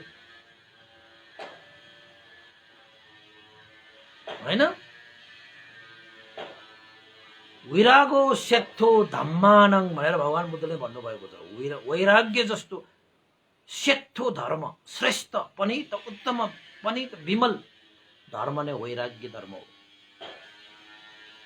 त्यसैले त्यागको विषयमा संसार यस्ता चाहिँ पञ्चकाम गुणमा आसक्त भएर बस्ने चिजहरूबाट चाहिँ त्याग्नु पर्ने धर्मलाई नैष्क्रम्य गुण धर्म देशना भनेर भनिन्छ। उपासक त भगवान बुद्धले यस कुमारलाई त्यही देशना गरेको भने, त्यही देशना गरेको के त यस कुमार त मजाले। अब उसको त श्रद्धा, उसको खोजीमा निस्केको मान्छे। अब हामी त के पाउँछ र? खोजीमा निस्केकै छैन, खोजीमा निस्केकै छैन। कसै भन्दैहरूले दिँदाखेरि पनि थाप्दाखेरि यत्रो त थाप्छ, कसै त पाल परेको थाप्छ, अनि जतिसुकै खनाए पनि पाल परेको भाडो थापेर त सबै बगेर गइहाल्छ। जतिसुकै राखे पनि कहिले पूर्ण भएको होइन। आम्मामा विडम्बना के। मलाई त कहिलेकाहीँ हाँस उठ्छ।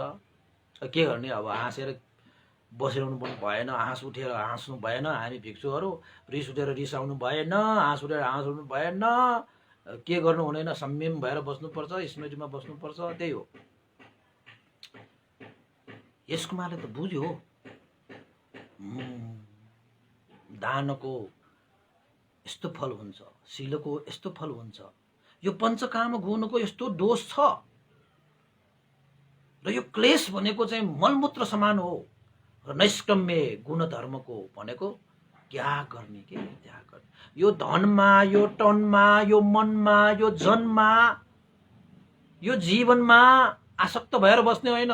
यस्ता कुराले तपाईँको साँच्चैकै सुख प्राप्त गर्नबाट धेरै टाढा पुर्याउँछ। यसलाई त त्याग्नुपर्छ, खकार त्यागे जस्तो। त त्यसपछि नैष्क्रम्यको कुरा पनि थाहा पाइसकेपछि त अब भगवान बुद्धको मूल शिक्षा आयो।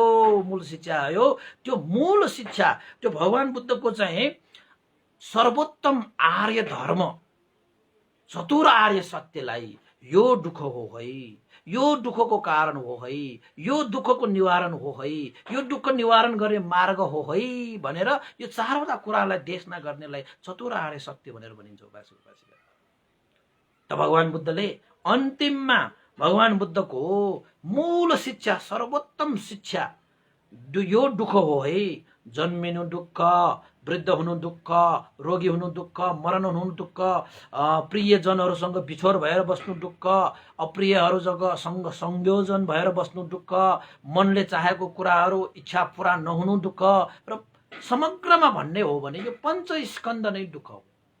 पञ्चस्कन्ध भनेको रूप, वेदना, संज्ञा, संस्कार र विज्ञान, यसलाई पञ्चस्कन्ध भनिन्छ। अब तपाईहरुले यो नबुझ्नु होला, यो पञ्चस्कन्ध भनेको यो शरीर र यो मन, यो दुईटालाई नाम र रूप, यो शरीर भनेको रूप, मन भनेको नाम, यो नाम र रूप भनेको पञ्चस्कन्ध हो। र यो जीवन नै दुःख हो, यो शरीर नै दुःख हो। त्यसैले जहिलेसम्म यो शरीर ग्रहण गरिरहन्छ, जहिलेसम्म यो मन ग्रहण गरिरहन्छ, तबसम्म दुःखबाट हामी मुक्त हुँदैनौँ।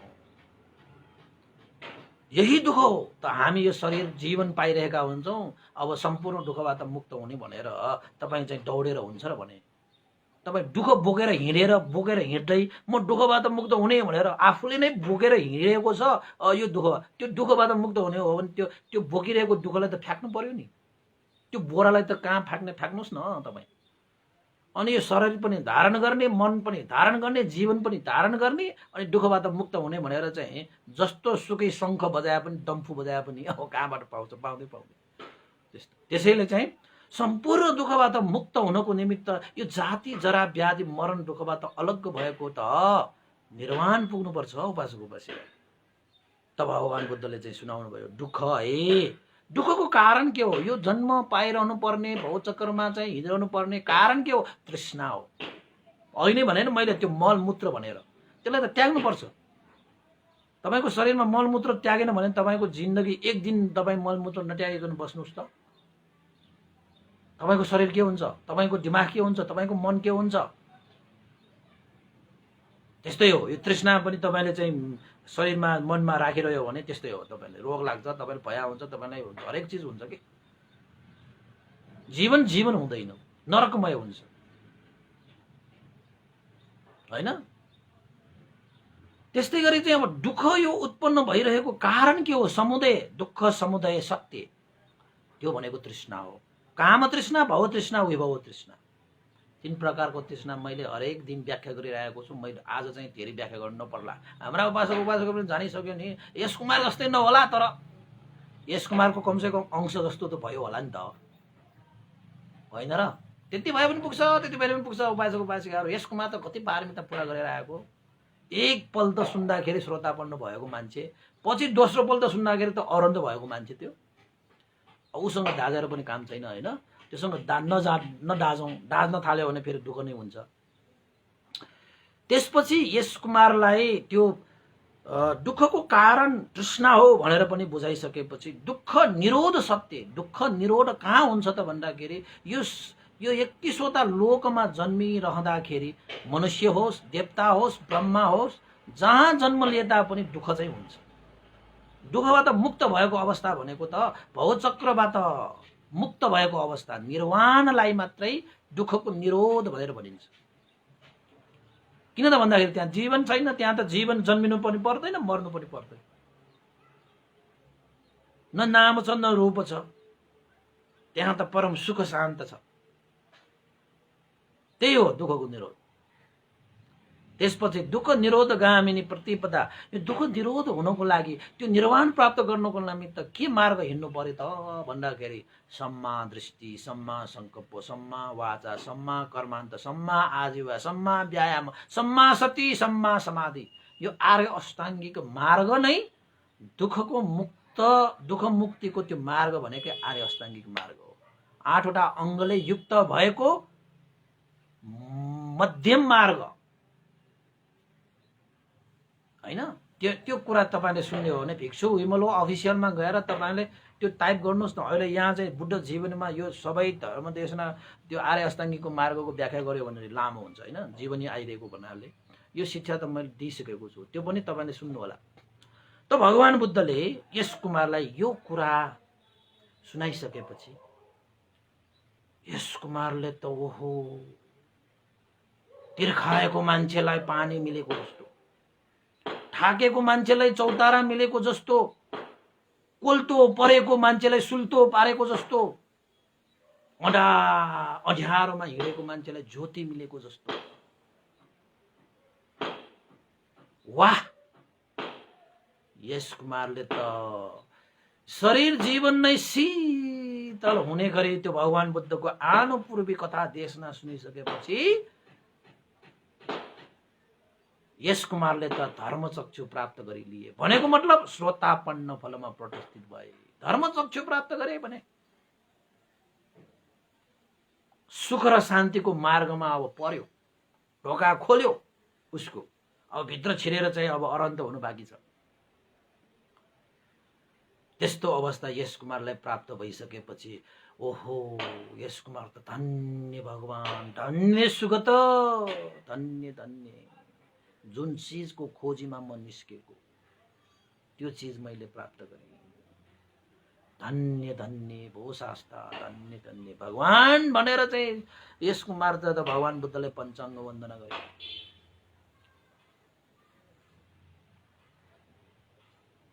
त्यो रात त्यो समय यश कुमारले भगवान बुद्धले देशना गर्नुभएको त्यो धर्म रसपान गरेर चाहिँ सुख सहेलमा चाहिँ समय बिताए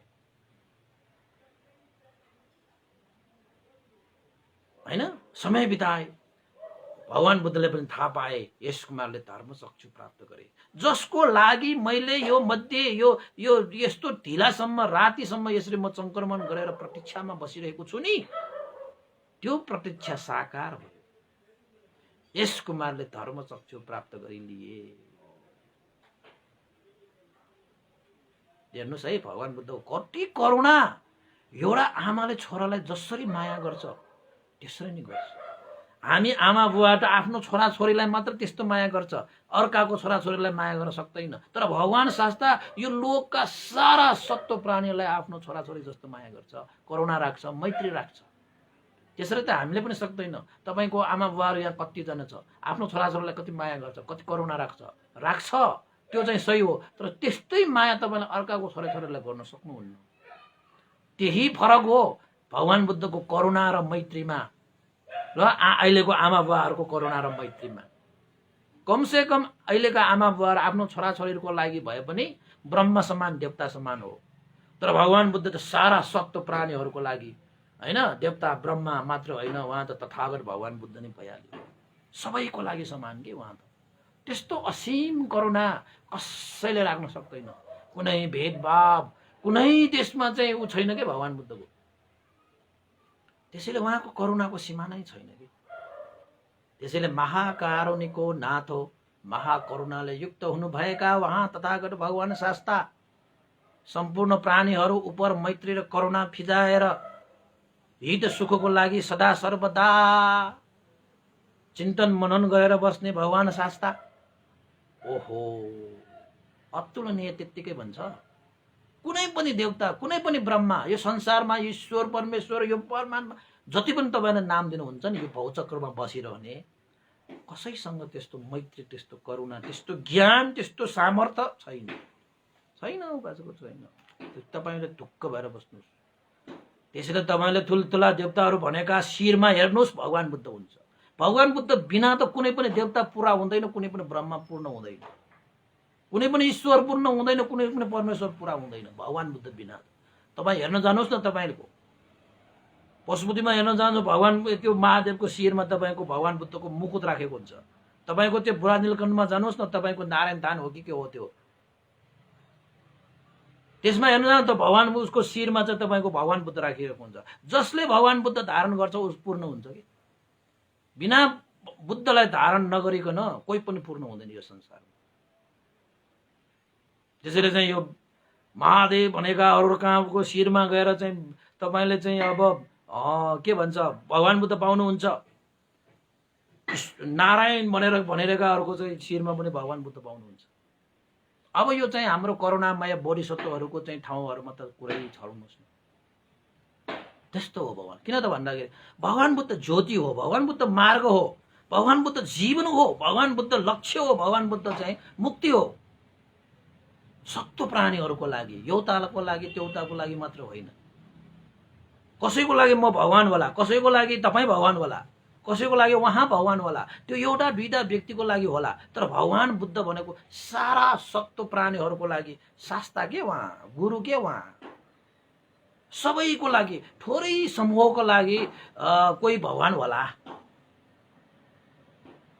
कसैले नगरेको चिज गरेको लागि त भगवान हो। म पनि त भगवान हो, कसैको लागि होला।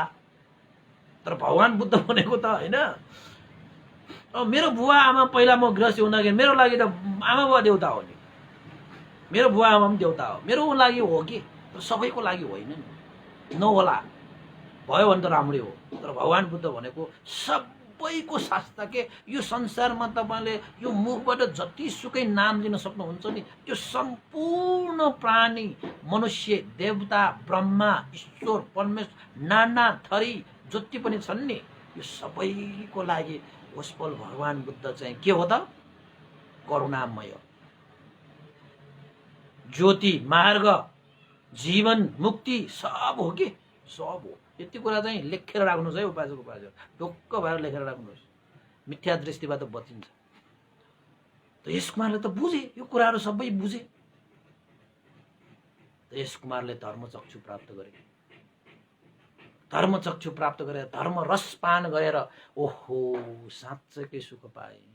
वास्तवमा सुख भनेको धर्म रसपान गर्नुभयो भने सुख हुने हो कि, जति जति रसपान गर्यो त्यति त्यति सुख वृद्धि जाने हो धर्म भनेको चाहिँ। अरू भौतिक भनेको जति जति सेवन गर्यो त्यति त्यति घट्दै जाने, धर्म रस भनेको जति जति सेवन गर्यो त्यति त्यति सुख वृद्धि हुने। त्यसैले तपाईँले आज अलिकति धर्म गर्नुभयो भने अलिकति सुख हुन्छ कि, भोलि त्यो अलिकति सुखमा अलिकति थप्नुहोस् झन् बढी सुख हुन्छ कि, त्यो झन् बढी सुख भएकोमा अलिकति फेरि थप्नुहोस् झन् बढी सुख हुन्छ कि। धर्म रस भनेको त्यस्तो, धर्मको मार्ग भनेको त्यस्तो। त यस कुमारले सुख धर्म रस पान गरेर बसिरहनु भयो, धर्मचक्षु प्राप्त गर्नुभयो। त आजलाई यति मात्र गरौँ क्या हो, धेरै लामो भयो। भोलि मात्रै उसको चाहिँ अब पिताहरूले चाहिँ खोज्न आउँछ, भोलि मात्र भन्नु पर्ला है। ल आज चाहिँ एकचोटि यस कुमारले भगवान बुद्ध सामुन्ने भेट्नु भएर भगवान बुद्धसँगको धर्म देशना, धर्म साक्षात, धर्म तपाईको सत्सङ्गतको कारणले, भगवान बुद्धको आनुपूर्वी देशनाको कारणले यस कुमारले यो संसार भौतिक सुख चाहिँ उपद्रव भयो हो भनेर चाहिँ सुख र शान्तिको खोजीमा निस्केका यस कुमारले भगवान बुद्धलाई भेटेपछि, भगवान बुद्धको धर्म रसपान गरिसकेपछि यस कुमारले धर्म चक्षु प्राप्त गरे भन्ने देशना। मैले आज उहाँको पिताहरूले खोज्न आएको सम्म देशना सुरु गर्न लाग्यो। आज एक ठाउँमा एउटा उपासकले धेरै कहर गरेर जानै पर्ने भएर चाहिँ त्यहाँ चाहिँ एउटा गृह मङ्गल गर्नु पर्यो भनेर भनिरहेको छ। अहिले चाहिँ अब 10:30 भनेको छु, 10:30 त हुन लागिसक्यो होइन।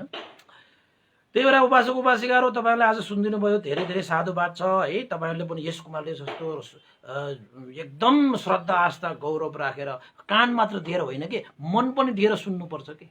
यो कान भनेको त साधन मात्र हो, साध्य भनेको त मन हो। त्यसैले यो कानले त सुन्ने मात्र काम गर्छ, त्यो जान्ने बुझ्ने काम त मनले गर्छ नि त। यो अभिधम्ममा आउँछ यस्ता कुराहरू। त्यसैले उपासक उपासिकाहरू कान मात्र दिएर हुँदैन कि मन पनि दिनुपर्छ। उपासक उपासिकाहरू मन दिनुपर्छ, मनै सर्वोत्तम हो, मनै श्रेष्ठ हो। त्यसैले उपासक उपासिकाहरूलाई धेरै धेरै साधुवाद पनि छ है। आज मैले त्यही कुराहरू पनि भन्नुपर्ने छ होइन।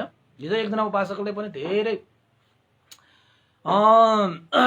भन्नुभएको थियो, भन्टेको लागि चाहिँ केमा चाहिँ सहयोग गर्न सकिन्छ, एकचोटि उपासक उपासकहरूले जानकारी दिनुहोस् न भनेर चाहिँ एउटा उपासकले धेरै ऊ गर्नुभएको थियो, हिजो कल गर्नु भएर आदि इत्यादि होइन। अनि मैले भने अब तपाईँहरूको श्रद्धा अनुसार गर्ने हो। अब कसैले भोजन दान गर्दाखेरि कति रकम दिनु पर्ला भनेर पनि सोध्छ। तपाईँहरूको श्रद्धाले दिने हो, म त एक्लै हो, म त एक्लै जन्मेको एक्लै छु अहिले पनि भनेर भन्छु होइन। अनि एकचोटि तपाईँले चाहिँ भन्दा पनि हुन्छ, त्यो लाइभ देशनामा भन्दा पनि हुन्छ भनेर भनेको कारणले भन्दैछु है। अब यता त तपाईँहरूले दान गर्ने हो भने व्यक्तिगत दान रूपमा भन्टीलाई दान गर्ने हो भने पनि अब तपाईँले चतुर्पतिहरू दान गर्न सक्नुहुन्छ होइन। तपाईँले आर्थिक दान गर्न सक्नुहुन्छ, तपाईँले चिवर दान गर्न सक्नुहुन्छ, तपाईँले चाहिँ भोजन दान गर्न सक्नुहुन्छ होइन। अनि इत्यादि तपाईँले दान गर्न सक्नुहुन्छ। त्यसमा त अब केही तपाईँले भइरहनु पर्ने छैन। यद्यपि चाहिँ अब धेरै उपासक उपासिकाहरूले चाहिँ अब यो बिहान निर्माणको आर्थिक सहयोग पनि गर्न सक्नुहुन्छ। त्यस्तै गरी अब भन्टेको त एउटा चाहिँ अन्तिम लक्ष्य भन्टेको भनेको है ध्यान केन्द्र बनाउने हो होइन। भन्टेको अब केही पनि छैन, लक्ष्य एउटै छ। अब भौतिक संरचनामा एउटा ध्यान केन्द्र हो, त्रिबोधी विपස්සना ध्यान केन्द्र, यो हाम्रो ललितपुरमा बनिरहेको छ होइन। यो ध्यान केन्द्रको लागि पनि तपाईँहरूले चाहिँ अब श्रद्धा तपाईँहरूको छ भने त्यसमा पनि तपाईँहरूले चाहिँ आर्थिक सहयोग गर्नु सक्नुहुनेछ। यो लकडाउन सकिसकेपछि सायद हामी सुरु पनि गर्छौँ होइन। त्यसको लागि त हामीलाई अब जग्गा सग्गा प्राप्त भइरहेको छ होइन। अब चाहिँ उपासक उपासिकाहरूले चाहिँ आर्थिक सहयोग पनि गरिरहनु भएको छ, अब जान्नेहरूले बुझ्नेहरूले पनि होइन।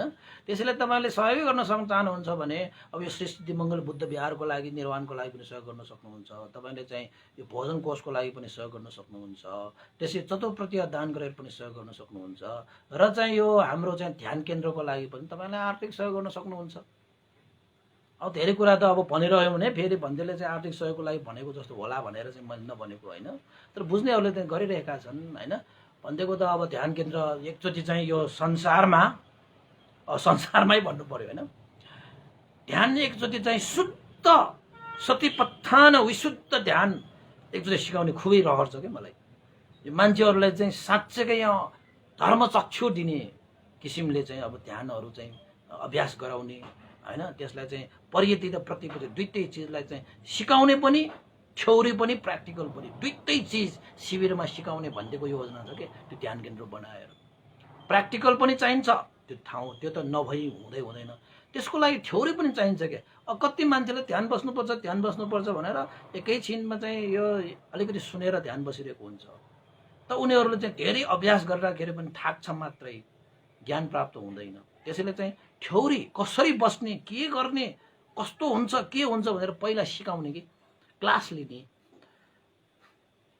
त्यो क्लास लिइसकेपछि उसले चाहिँ सबै चिज ध्यानको विषयमा सबै चिज थाहा पाइसकेको हुन्छ। त्यसपछि मात्रै ऊ अब अभ्यासमा लाग्दाखेरि चाहिँ धेरै फलदायी हुन्छ। यहाँ हामीले चाहिँ एकचोटि गरेको पनि 10 दिनको शिविरमा मैले 3 दिनसम्म चाहिँ थ्योरी क्लास लिने, अलिअलि प्रयास गर्ने, थ्योरी क्लास पनि लिने। त्यसपछि चाहिँ 7 दिन त यति अभ्यास गर्ने कि प्र्याक्टिकल गर्ने कि त्यसबाट चाहिँ धेरै लाभ हुन्छ कि उपासक। त्यस्तो चाहिँ भन्देको चाहिँ एउटा अन्तिम जीवनको भन्नु पर्यो। जीवनको अन्तिम लक्ष्य मेरो त अब के हो, ध्यान केन्द्र नै हो। त्यो ध्यान केन्द्र चाहिँ बनाउने चाहिँ लागिरहेको छ। तपाईँले सक्नुहुन्छ भने आर्थिक सहयोग गर्न सक्नुहुन्छ। अब त्यो आर्थिक बिना त अब सक्दैन। अब भन्दैहरूको त अब के जाहिर साहिर छैन, अब पेन्सन सेन्सन छैन होइन, त्यस्तो छैन, कुनै व्यापार गर्नु भएन। अब दादाहरूको श्रद्धाले नै हामीले चाहिँ यस्तो सहयोगहरू होइन, सद्भावहरू, मैत्री, करुणाहरू दानको कारणले नै अब भन्दैहरूको जीवन निर्वाह हुन्छ होइन। अब जीवनै त निर्वाह त्यस्तो हुन्छ भने अब ठुलो चाहिँ ध्यान केन्द्र निर्माण गर्ने भनेपछि त उपासक उपासिकाहरूको सहयोग बिना त भन्दैहरूले त सक्दैन। त्यसैले चाहिँ यो चाहिँ सङ्घहरूको लागि होइन सहयोग गर्नु पनि बुद्ध शासनको लागि सहयोग गर्नु जस्तै भएको कारणले गर्दाखेरि ध्यान केन्द्र एउटा चाहिँ बनाउनुपर्छ, मजाले बनाउनुपर्छ। र एक दिन चाहिँ यो संसारलाई चाहिँ देखाउनुपर्छ कि यो ध्यान कसरी बस्ने, ध्यान कसरी सिक्ने, साँच्चै धर्मचक्षु कसरी प्राप्त गर्ने भन्ने कुरा पनि मार्ग त प्रशस्त गर्नु पर्यो। अहिले पनि चाहिँ अभ्यास गरिरहेका छन्, सबैले अभ्यास गरिरहेका छन्। तर चाहिँ अलिकति बेतोडले समय धेरै छैन, छोटो समयमा धेरै चिज प्राप्त गर्ने मार्ग पनि प्रशस्त छ नि त होइन। त्यसरी चाहिँ हामीले ध्यान पनि सिकाउनको निमित्त एउटा ध्यान केन्द्र पनि निर्माण गरिरहेका छौँ होइन। अब सहयोग गर्न चाहनुहुने उपासक उपासिकाहरूले पनि सहयोग गर्न सक्नुहुन्छ भनेर चाहिँ हिजो एउटा उपासकले भन्नुहोस् न, त्यस्तो तपाईँको यस्तो योजना छ, तपाईँको यस्तो सहयोग गर्न मिल्छ भनेर एकचोटि भन्नुपर्छ भनेर चाहिँ हिजो एउटा उपासकले चाहिँ सल्लाह दिनुभयो। ठिकै लाग्यो, ल भन्ने हुन त हाम्रो उपासक उपासकलाई चाहिँ भन्टेसँग सम्बन्धित उपासक उपासकलाई थाहा छ होइन। अब यो लकडाउन, यो कोरोना भइरहेको कारणले गर्दाखेरि पनि अब अहिले चाहिँ अलिकति ऊ छ। तर पनि अब सहयोगहरू भइरह्यो भने त पछि यो कोरोना सकिसकेपछि त त्यसलाई चाहिँ निरन्तर अगाडि बढाउनलाई त सकिहाल्छ होइन। त्यसले सहयोग गरिरहने अरू कोही यो उपासकहरू चाहिँ बिहारमा आएर नै कसरी थाहा पाएर ध्यान केन्द्रको लागि भने पनि सहयोग गरेर जानुहुन्छ। उपासक उपासकहरूले चाहिँ गरिसक्नु भएको छ कतिले त होइन। त्यसैले चाहिँ धेरै कुराहरू छन् अब सहयोग गर्नुहुने होइन। अब त्यसको लागि चाहिँ अब तपाईँहरूले पनि अब यसो चाहिँ सक्दो होइन, नसकिने किसिमले होइन तपाईँले गर्नै पर्छ यस्तो कुराहरू होइन। यो त श्रद्धाको कुराहरू हुन् होइन। त्यसैले चाहिँ श्रद्धा अनुसार गर्ने हो, गच्छ अनुसार गर्ने हो, क्षमता अनुसार गर्दै जाने हो। एक थोपा मिल्दै गाग्री भर्ने हो होइन। तपाईँको उहाँको सबैको होइन अलि जम्मा हुँदै चाहिँ गाग्री भर्ने त हो नि। सबै त कहाँ सकिन्छ। कोही त अब अनाथ पिण्डिक महाजन जस्तो व्यक्तिले त बिहारै दान गर्यो, बिहारै बनाएर। विशाखा उपासिका जस्तो उपासिका पनि छ पहिला होइन। अनाथ पिण्डिक महाजन जस्तो कयौँ त्यस्ता दाताहरू पनि आउन सक्छ। कसैले त हो ल अब चाहिँ जीवनमा चाहिँ एउटा चाहिँ मरेर लानु के छ र होइन, बाँचुन्जेल चाहिँ एउटा चाहिँ संसारको लागि यो सत्व प्राणीको लागि उपकार हुने एउटा चिज चाहिँ गरेर जाउँ भनेर लाग्ने उपासक उपासिकाहरू पनि थुप्रै छन् नि होइन। त्यसरी भयो भने त एउटा चाहिँ ध्यान गर्दा तपाईँहरू चाहिँ त्यस्तो कुनै होइन उपासक उपासिकाहरू चाहिँ अब सुनिरहेका नसुनिरहेका तपाईँहरूको सम्पर्कमा रहेका त्यस्ता उपासिकाहरू कहाँ दान गरौँ, एउटा चाहिँ पुण्य कर्म गरौँ भनेर चाहिँ त्यस्तो धर्मचित्त राखिरहेको पनि उपासक उपासिकाहरू हुनसक्छ होइन। यद्यपि यो धर्मदेशना सुनिरहेका उपासक उपासिकाहरू हुनसक्छ, धर्मदेशना सुनिरहेका उपासक उपासिकाहरूसँग सम्बन्धित होइन अरू नसुन्ने उपासक उपासिकाहरू पनि होइन सम्बन्धित भएका उपासकहरू पनि हुन्छन्। त्यस्ताहरूलाई चाहिँ यो सुवर्ण अवसर हो, एउटा ध्यान केन्द्र चाहिँ मजाले हामीले चाहिँ बनाउनेको लागि चाहनुहुन्छ भने सहयोग गर्न सक्नुहुन्छ भनेर मैले यो आज चाहिँ अलिकति कसिएर यो चाहिँ एकचोटि चाहिँ भनिदिइहालेको, आह्वान गरिदिइहालेको है।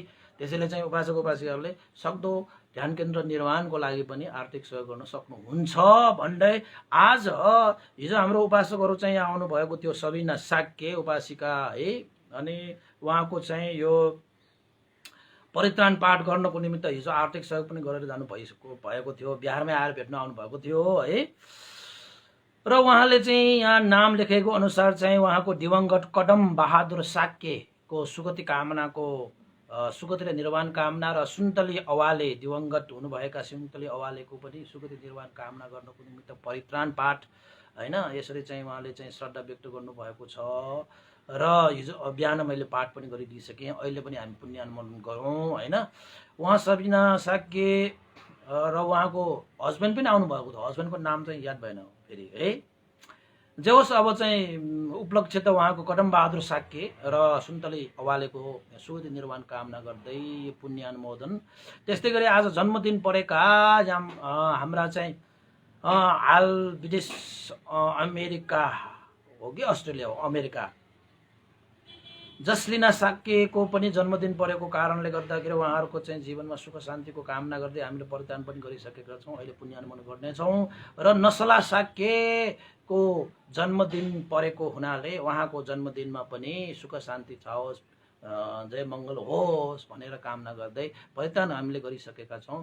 र अहिले हामीले जति पनि पुण्य हामीले सञ्चित गरेका छौँ त्यो पुण्यको अनुभवले सबैको जय होस्, मङ्गल होस्, कल्याण होस्, सबैलाई सुख शान्ति होस् भनेर यो पुण्यले चाहिँ उहाँहरूको चाहिँ दिवंगत हुनुभएका र जन्मदिन परेकाहरूलाई पनि सुख शान्तिको लागि यो पुण्य पनि हेतु भइदियोस्, लाभ होस् भनेर चाहिँ हामीले आशिका गरेर पुण्यानुमोदन गरौँ।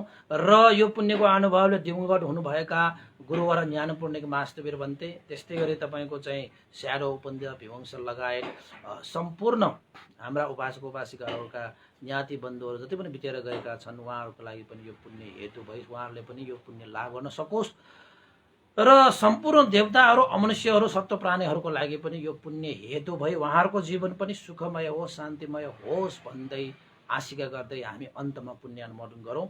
भवतु सब मङ्गलम। र भोलि पनि हामी यस्तै चाहिँ कथा देशना गर्ने नै छौँ। र यो कथालाई चाहिँ तपाईँहरूले चाहिँ लाइक गर्नुहोस्, कमेन्ट गर्नुहोस् र तपाईँहरूले सेयर गर्नुहोस् कि ताकि सबैले यो धर्म देशनाहरू सुन्न पाओस्। र अन्तमा हामी पुण्यानुमोदन गरौँ। सबैले एकचोटि साधु गरिदिनु होला। साधु साधु साधु। इदं नो ज्ञातिनं होतु सुखिता हन्तु ज्ञातयो। इदं नो ज्ञातिनं होतु सुखिता हन्तु ज्ञातयो। इदं नो ज्ञातिनं होतु सुखिता हन्तु ज्ञातयो। एतावता च मे सम्भतं पुण्यसम्पदं सर्वे देवानुमोदन्तु सर्व सम्पत्ति सिद्धिया। एतावता च मे सम्भतं पुण्यसम्पदं सर्वे सत्ता अनुमोदन्तु सर्व सम्पत्ति सिद्धिया। एतावता च मे सम्भतं पुण्यसम्पदं सर्वे भूता अनुमोदन्तु सर्व सम्पत्ति सिद्धिया। साधु साधु साधु। भवतु सब मङ्गलं। सबैको दिन मङ्गलमय होस्, कल्याणमय होस्। सबैलाई साधुवाद।